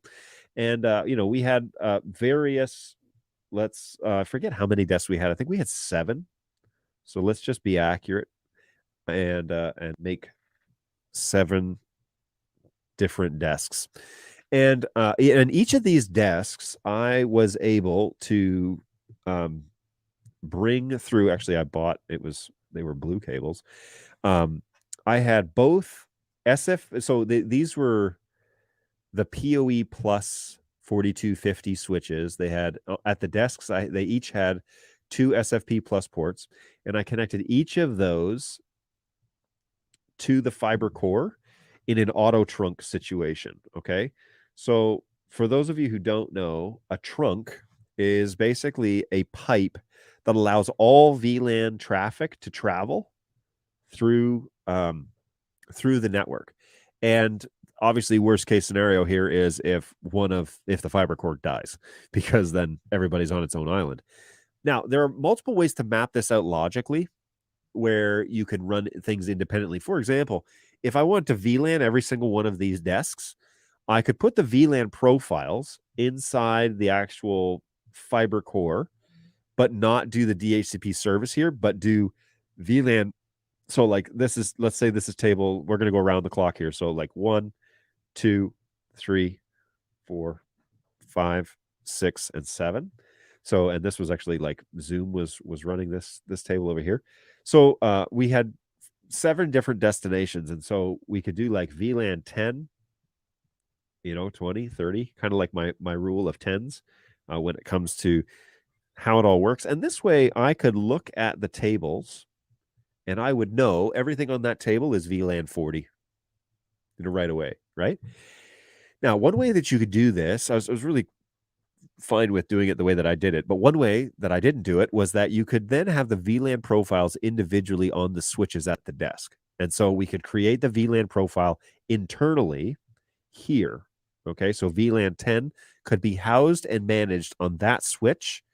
And what you do is you add the VLAN profile, and then you enable, it to be a static IP address, and then you set up the DHCP server on the 4250. But then you could just say all these ports are VLAN 10 on this switch, plug them all in, off you go. And the way that you guarantee that if you needed to make this a little bit more fluid across the entire network is you also add those profiles without the DHCP service on this fiber core. And so we would add, 10, 20, 30, 40, 50, 60, 60, and 70 here. And so the fiber core can understand what VLAN traffic might be coming across. And I'll give an example why you might do this. But you could set up on each of these their own DHCP service. So if the fiber core dies, everybody operates independently and the DHCP services are still running, all good. Everything's up and running. Or you could do what I did. And we were only going to run this for 6 days, I think we ran it for. And so what I did was I set up the VLANs inside the fiber core. And in the VLANs in the fiber core, I set up, 10, 20, 30, all the way through 70. And I set every single VLAN in the core to have the DHCP service enabled for that VLAN. Then all I had to do was go to the respective desk, configure this switch to be, I just did an erase, configure this switch to be VLAN 10. And what happened was the DHCP server for VLAN 10 here on the fiber core sent the 10 IP requests, the VLAN 10 requests, to this switch. But then I did it for all of them because this fiber core has a lot more horsepower than these little ones on the outside.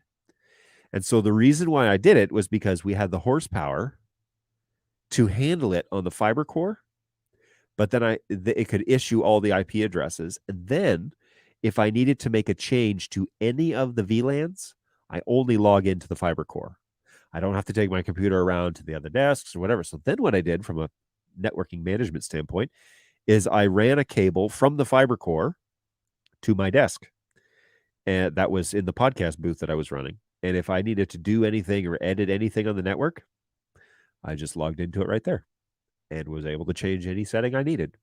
And now I couldn't change the settings individually that I had set on each of the switches, but essentially the switch setup is identical across the entire fleet. The only thing I'm changing is the VLAN number. So now I know logically in my head, I mean, I could have written it all down, I guess, but I know that's table 1, that's table 2, that's table 3, that's table 4. And so if Jake comes to me and says, hey, I'm plugging in this camera, but it's not booting or it's not getting an IP address, I know exactly where to find those answers. I know exactly how to troubleshoot that from a centralized networking guy who's going to be the guy at the show that runs the network. It's a pretty simple, flat layout. Now, there is a flaw here that I have one fiber core, and if it gets fried, then all my islands are going to be literal islands, and I'll need to set up individual VLANs on each of these switches, and none of them will be able to talk to each other. But one of the advocates for why I set this up, and I passed this by New Tech just to make sure that I wasn't, making it up in my head logically and thinking that that was the answer, but they did approve this design. One of the reasons why I did this is because there were places on this network on switches that I needed to send packets from other VLANs. All right. So I needed to, for example, have a .7 address on the .1 switch. And you would be like, well, why is that a problem? Well, if the DHCP server resides over here on the 7 switch, right, over here, and I need that to get over to the 1, we're going to have to send a request through multiple switches to get that request. In this design, you only have to request it from one hop, from over the fiber, from the fiber to the fiber core in any scenario. And if you were to send an NDI signal from one desk to another, it would only ever have to go through 2 switches. It would leave the switch, the home switch, right, from the desk, but it would hit the fiber core, switch 1, and go to the other switch, like at desk 5. So 2 switches ever would only ever have to go through that. We also were running most of this network in TCP, and so bandwidth was a consideration. Each of these fiber connections are 10 gigs. And when auto trunk is enabled on the 4250, it combines those two to load balance. So I had 20 gigs per table through the entire network. It was sweet. So we did not have any sort of bandwidth restrictions or anything like that. Now, if I could do it again next year, what would I change about that? Oh, one last thing, one last consideration. So I wanted to get a 7 address on the 1, and there was a specific reason for that. I wanted to get a 7 address on the 10 VLAN, right? All you have to do is go into the 4250 switch that you've got at table 1. Okay, so this table right here, you just log into that switch and you just highlight the port you want and say VLAN 7. And now that port on that switch will always give you a .7 address. So the fiber core knows anything that requests VLAN 70 is going to get a 7 address. And so then the request comes from desk 1, that's traditionally VLAN 10. The request comes to join VLAN 7 or VLAN 70, and it issues it an IP address of .7. And so it's a really simple way to keep it all straight, but also make it really simple to customize as things come up. Because somebody says, I want to have we had a couple of Bird Dog guys that were like, we want to sit over here at Zoom's desk, but we need to get like access to those cameras on desk 2. No problem. It took me literally 5 minutes. I logged into that. So I plugged my computer, which was a Mac. There are other things to talk about there when customizing 4250s with Macs, multiple 4250s with Macs. But anyways, oh man, there's so much to talk about there. But anyways, I would just plug my computer into the switch that they wanted access to that VLAN and just light up the 2 ports that they wanted to use with those VLANs, and then they were given access to those. Easy peasy, nice and simple.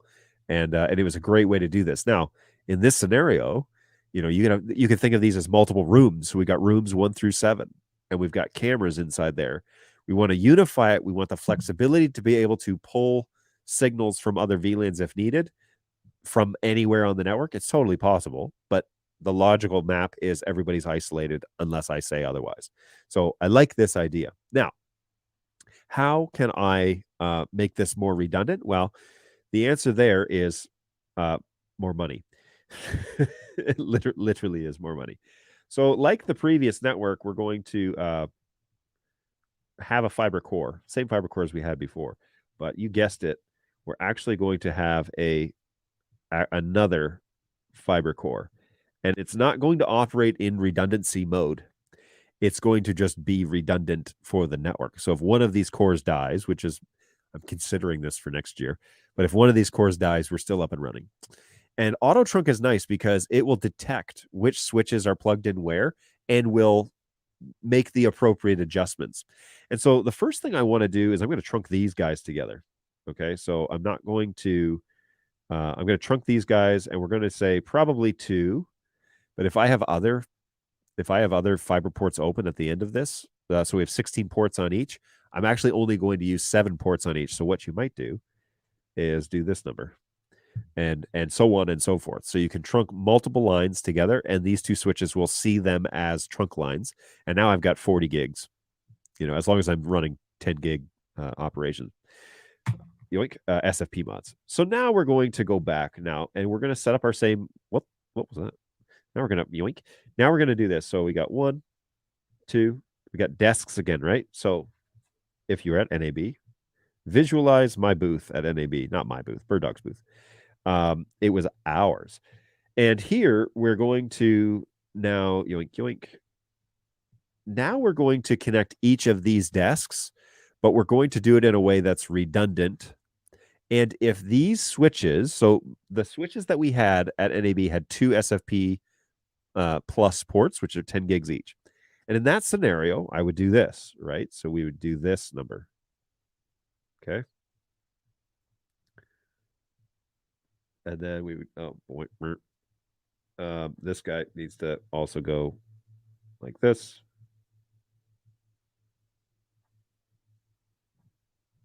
All right, makes sense? So if one of my fiber cores goes down, we still have 10 gigs up to the system, which is, for our scenario, is plenty. But if, so if we lose a fiber core, everybody is still functional. Everybody still gets their information that they need, but they can still communicate with each other as well. And what this does is just create so that when you have a problem, or say you need to take one of your fiber cores out for maintenance, or you're going to do update or something like that, the whole system still functions. And so this is beautiful if you're running a robust network to create something that's a little bit more intelligent. Now the question becomes, where do you host the DHCP information for this? Because the master fiber switch, obviously, if you eliminate that, you're going to have a hiccup in service. And so this is where you would probably put the DHCP service per VLAN inside the individual switches. So we would set up, number one. Come on now. We'd set up, desk number 1, 2, 3, 4, 5, 6, and 7. And we would put the DHCP services inside each of these layer 3 switches. We would put the profiles for each of those in both of these,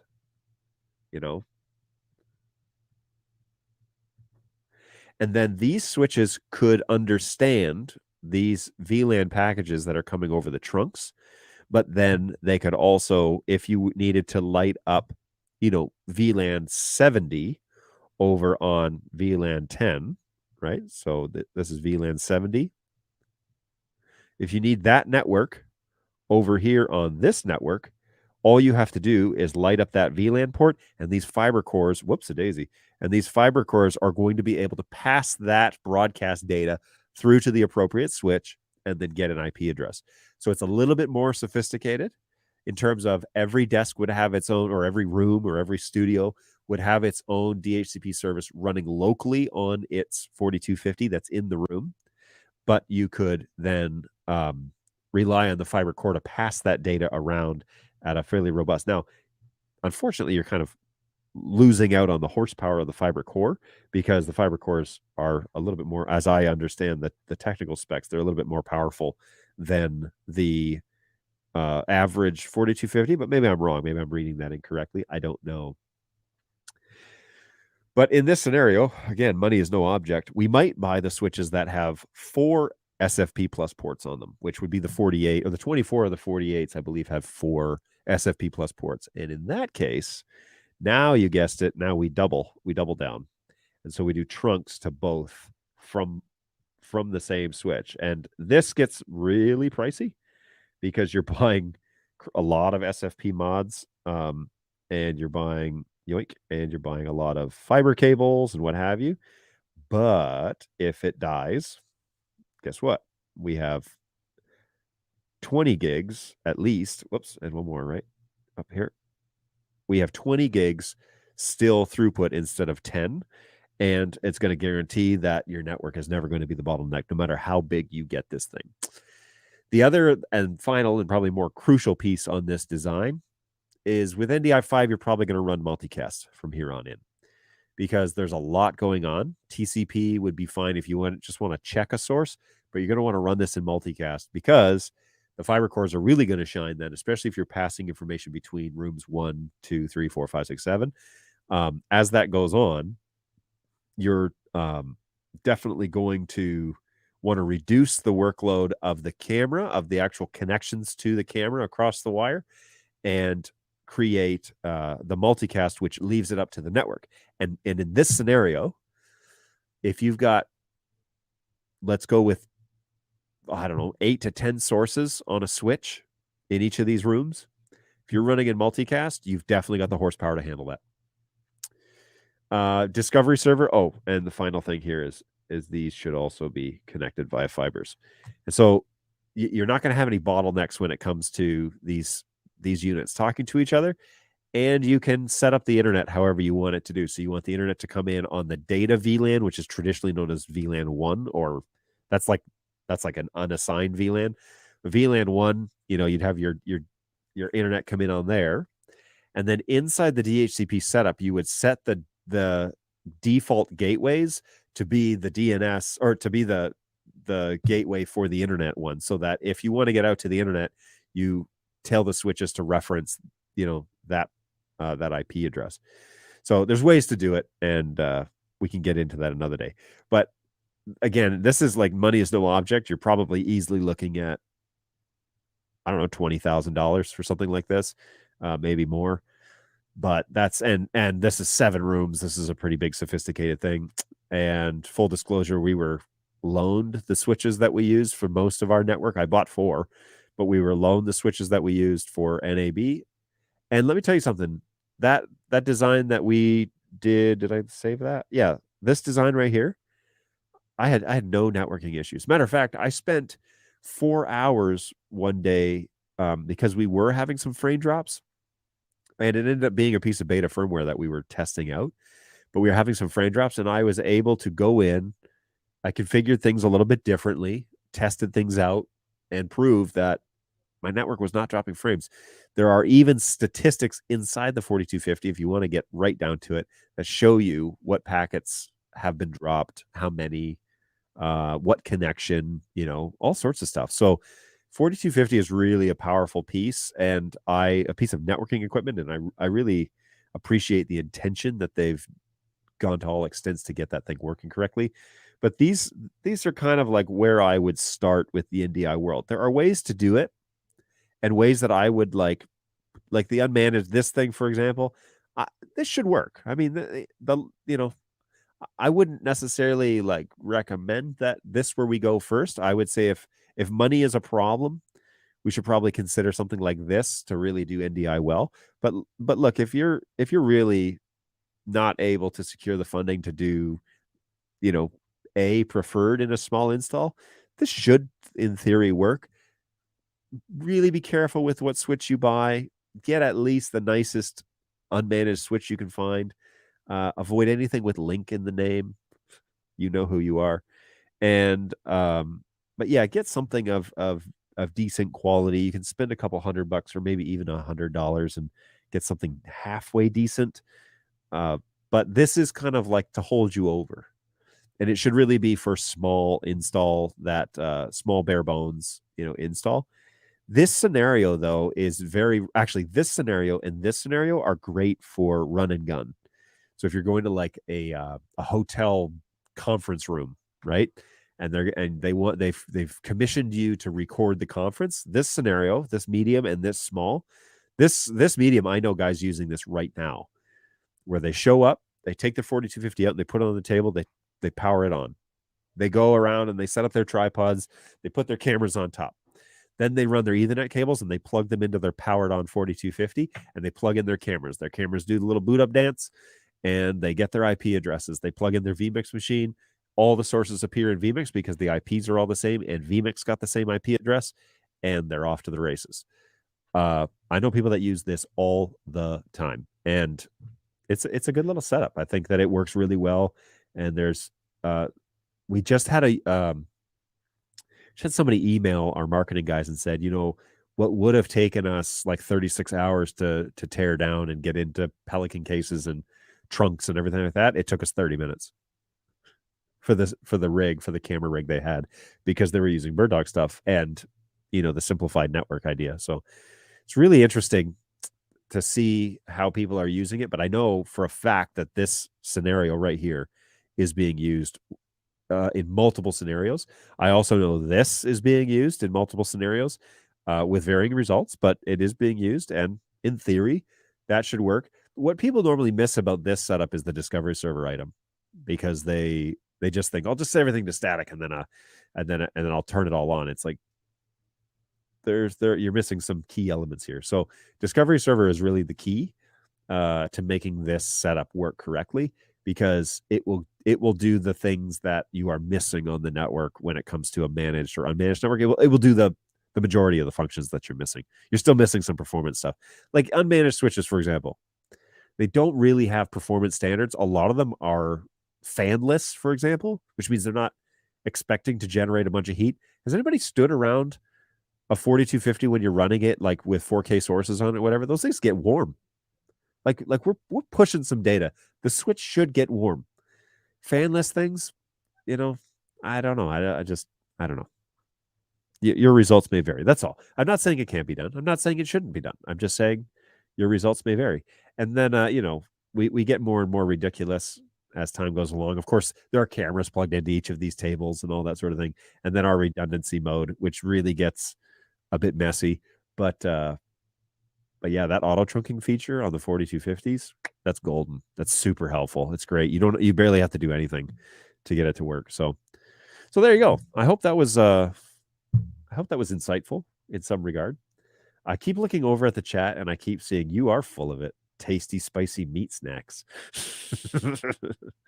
Discovery server, explain as we're 5 years old, please. What does it do?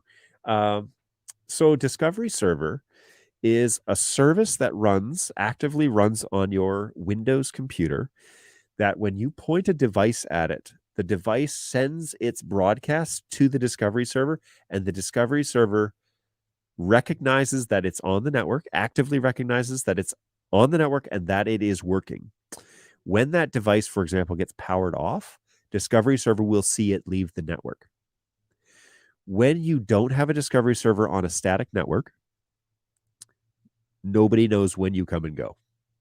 And the static node, the network node, let's say the Bird Dog camera in this instance, when it's set in static, does not send out a broadcast in static and say, here I am, everybody know who I am. You can force it to do it by opening Studio Monitor, because Studio Monitor requires all NDI sources on the network to identify themselves at all times. But even then, you'll notice this happen on a static network. When you leave Studio Monitor open for a while, like say an hour, and then you go and you open the list, it will be out of date. If you've been moving and taking NDI sources on and off the network, you'll notice that list will be out of date, and you'll need to restart Studio Monitor to get that broadcast request to happen again. But when you first open Studio Monitor on a computer, it will demand that every NDI source on the network identify who it is so it can populate the list. It's a similar thing that's happening, but discovery server will, if you point a device, let's say a Bird Dog device, at a discovery server, it will say, hey, here I am. Here's my broadcast request. I was told there's a discovery server at this IP address. Here I am. The trick with discovery server is if you don't belong to discovery server, you won't see any sources.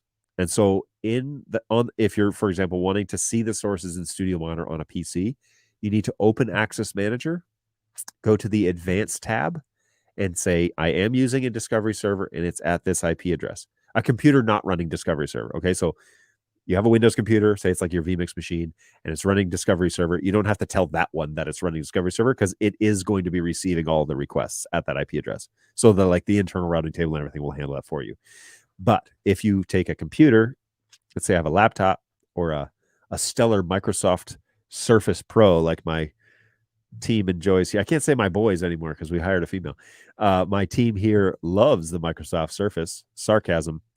And you have a discovery server running on your network, it won't find the sources unless you go into Access Manager and say, by the way, also check this IP address, because that's where the master list is. And that's what it's doing. It's compiling a list of NDI sources, but you have to specifically tell it, this is where you find the discovery server. And then discovery server will keep an active list going. And so when the sources come on and off the network, it will see them come on.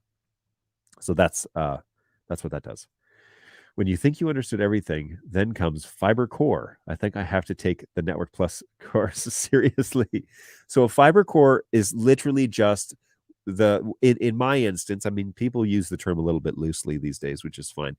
But Fiber Core is basically the thing that I'm using to make my network communicate to each other. And the fiber ports are extremely fast and are high performance. Even SFP ports are high performance ports. They're just running a gig, but you can get a lot more data down a fiber port than you can down an Ethernet port just based on flat out speed. It depends on modules and stuff that you buy, but in general, the fiber ports are great for speed and for long distances. For example, like multi-mode fiber can run 550 meters. That's a crazy long distance. And so if you're setting up like that's, most university campuses, unless you're talking about dark fiber, then you do single mode fiber. Single mode fiber can go miles, like miles. It's what they use for like telephone services across northern Canada. They bury fiber cables next to train, like railroad, next to railroads, basically to the tracks. They bury them under gravel, and they just send them through the Canadian boreal forest, and quite literally for miles and miles or kilometers upon kilometers, they can send telephone signals. And so long ago are the days of copper cables that are telephone lines. Everything's fiber up there these days, which is really cool. But they can go miles. It's single mode is what that is. And single mode can go really, really long distances. And there are varying degrees of that. Sky's the limits, really. If money is no object. The trick with single mode is that you need a transmit and you need a receive, whereas multi-mode is usually dual fiber, but it's transmit and receive back and forth. Both fibers will do either or, so it can alternate. So fourth, hence multi-mode. It has two modes, transmit and receive, can do both. Single mode is traditionally a single fiber, and you need two of them, one for transmit and one for receive, so you can have the two-way conversation. So there you go. The fiber core is just the thing, the brain, that all the fibers come back into and pass through that silicone. And so fiber cores are traditionally beefier switches. They're still technically switches, but they're beefier networking units because they're handling large volumes of data and routing it throughout your entire network to certain tables and switches. And so needless to say, at NAB this year, I was not using the maximum capacity of my fiber core. It was totally overkill. But if you want to go again, if you want to go the next level up, you could do the dual core for redundancy. So if one fiber core needs to be down for maintenance or you want to do a firmware update, it doesn't matter. Everything still has 20 gigs all the way through, and that's generally pretty good for most large installs these days. What is that switch at center of the fiber core? So the fiber core is, are you looking for the actual model? Because I can find it.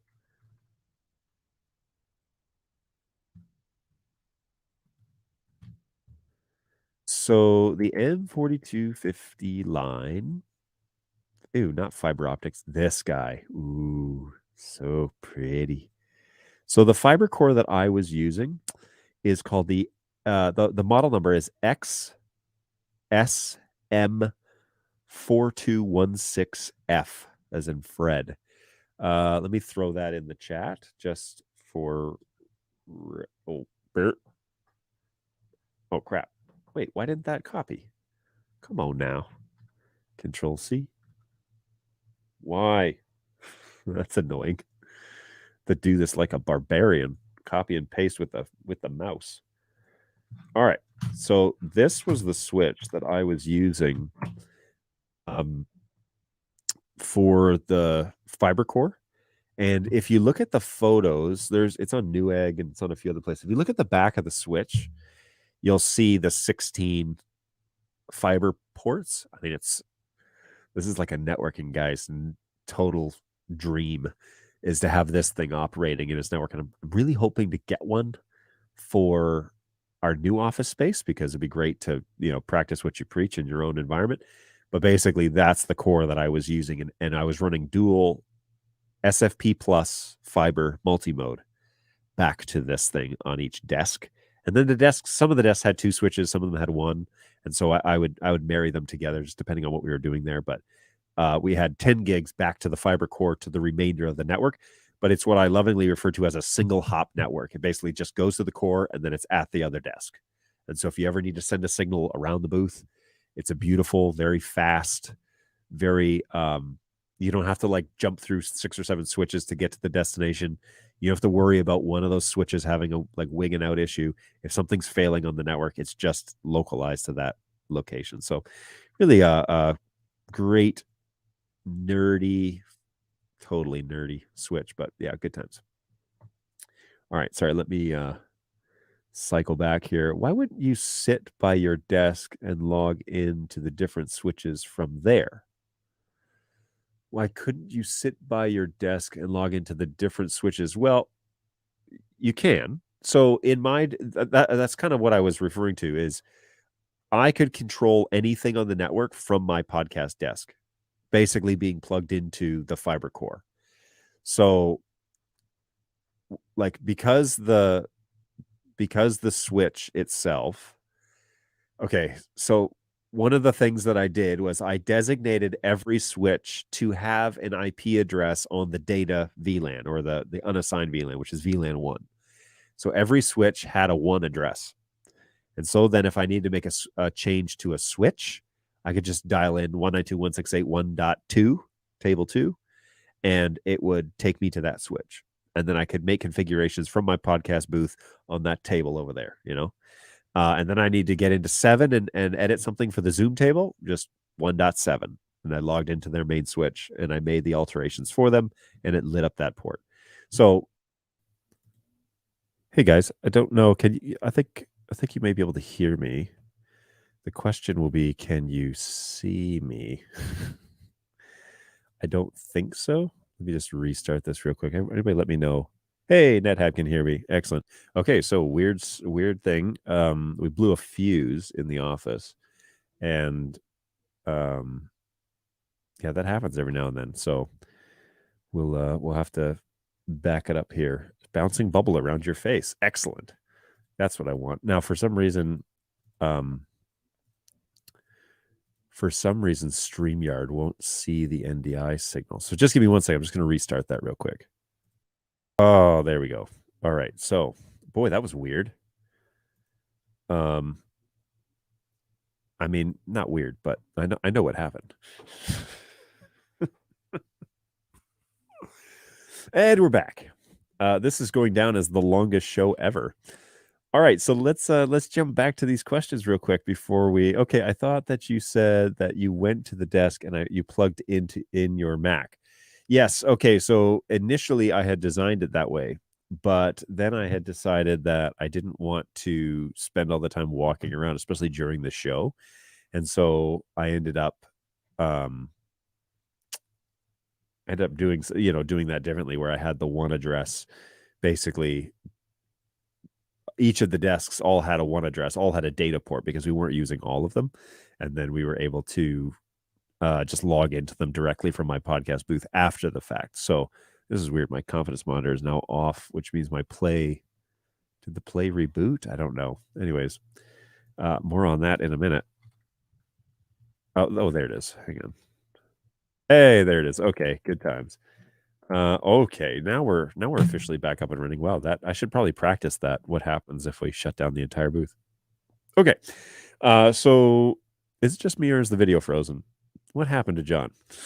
So we had a power outage. We just popped a breaker. This whole studio is right next to the kitchen, and so if they boil water or make coffee and use the microwave at the same time, it always breaks. So I'm not normally into the 1 o'clock hour, and so that's why that's happening. All black except for comments. Is it just me or no? It wasn't just you. And I'll clear that one now. Yeah, sorry. Studio died. Okay, now we'll run down.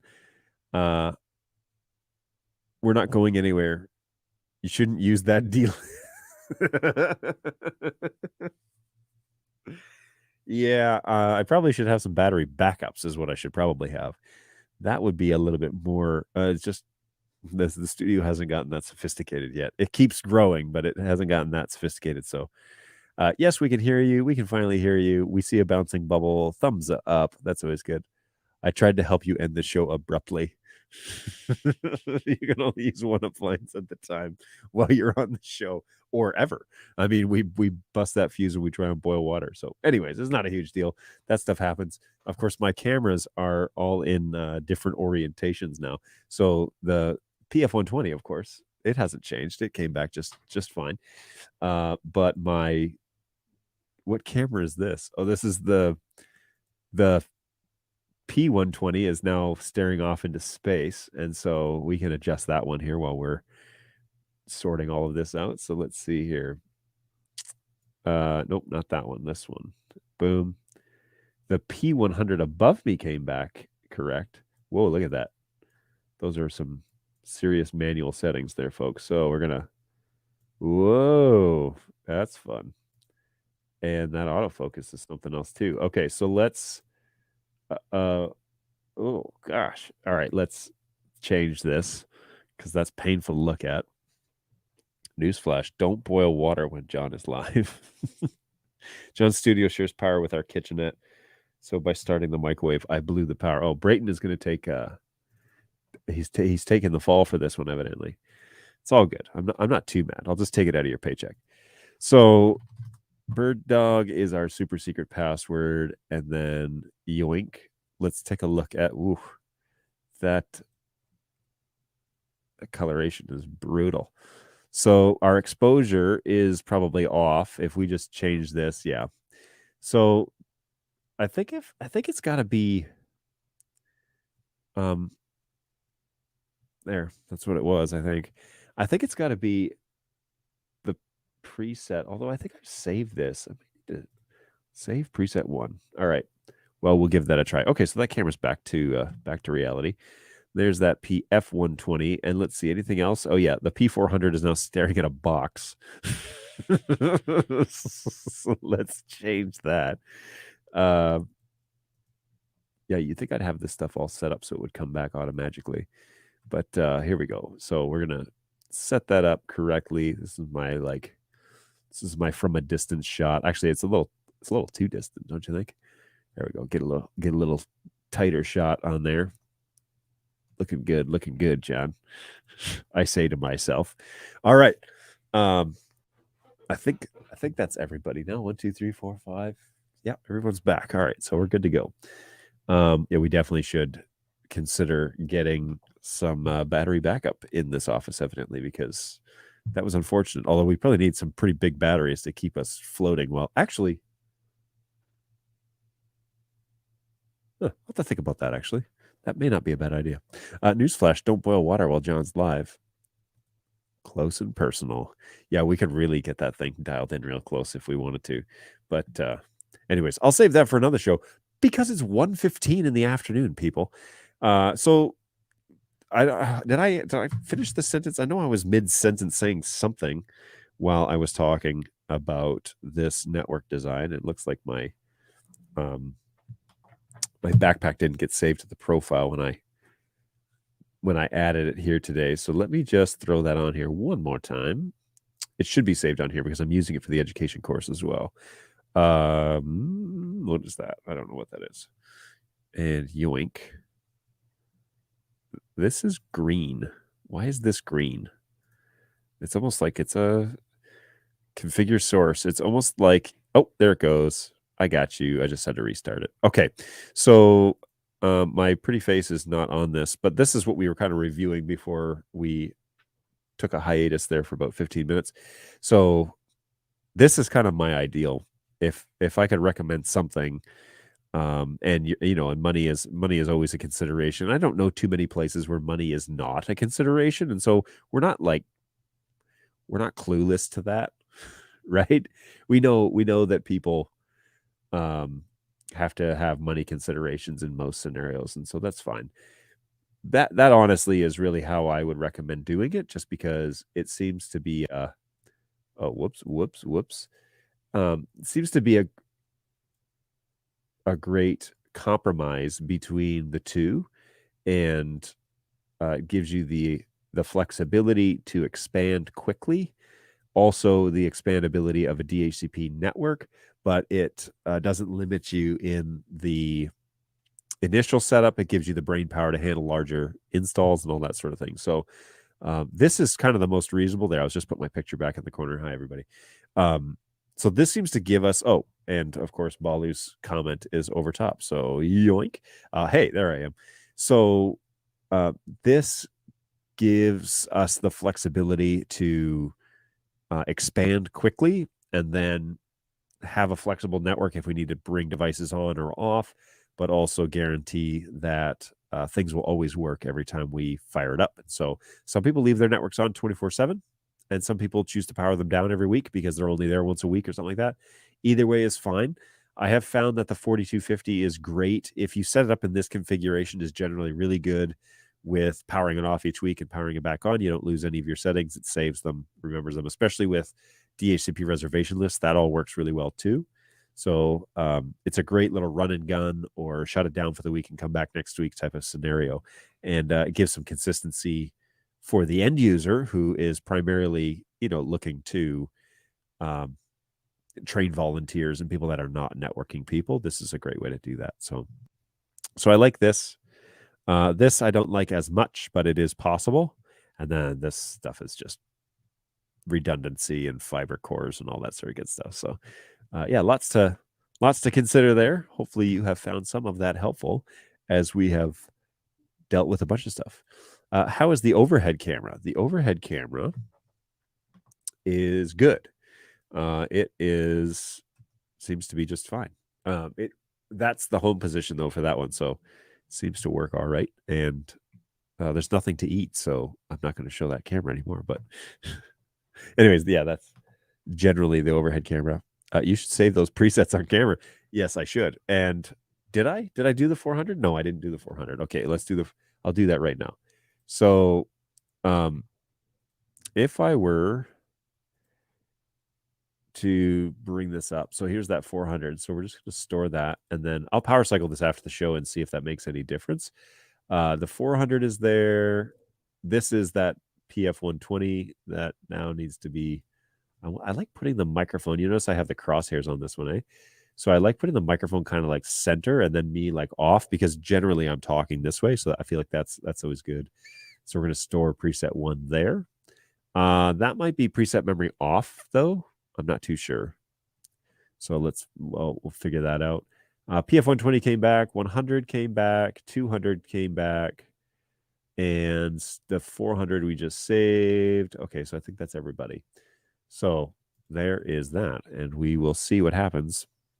This is really strange because the screen that I'm using has like a weird ratio, and it's 1080p, but it squishes it a little bit. It's really annoying. And so I'm thinner on that screen just slightly than I am everywhere else. And so I'm like, that's not what I look like. And I go to adjust things, and then it looks different on other screens. It's really throwing me off. But anyways, I want to use that screen because it has no other function. So that is why I have that one on there. Yoink. Now I will go into my studio and reconfigure the switch as per your recommendations. Oh, there you go. Feel free to reach out to us at help@birddog.tv if you have any questions while you do that. And so here, I'll put that up here for visual reference. But yeah, hit us up, man, if you've got questions as you go through that. Yeah, remember the VLAN stuff isolates those units. I mean, that's primarily the function of it, is that it puts up walls around it, so other VLANs can't talk to it. And so if that's what you want to do, and you want to isolate those cameras and those things into that one room or group or whatever you're doing, it's a great way to do it. And the DHCP stuff can handle that portion of the management side of things. The 4250 also has a DHCP reservation option, but it's very manual, and it's done on the main UI side. I think I demonstrated that on the 4250 highlight reel. So yeah, for sure, you should check that out on the Bird Dog YouTube page. It'll say how to set DHCP reservation lists. Check that out. There's a tutorial on how to do that. So if you're curious as to how to make that happen, that is a place to do that.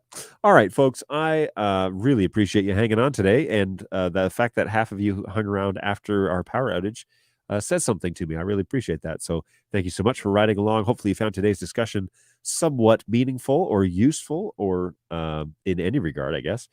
But yeah, we're really thankful that you're here and you're hanging out with us.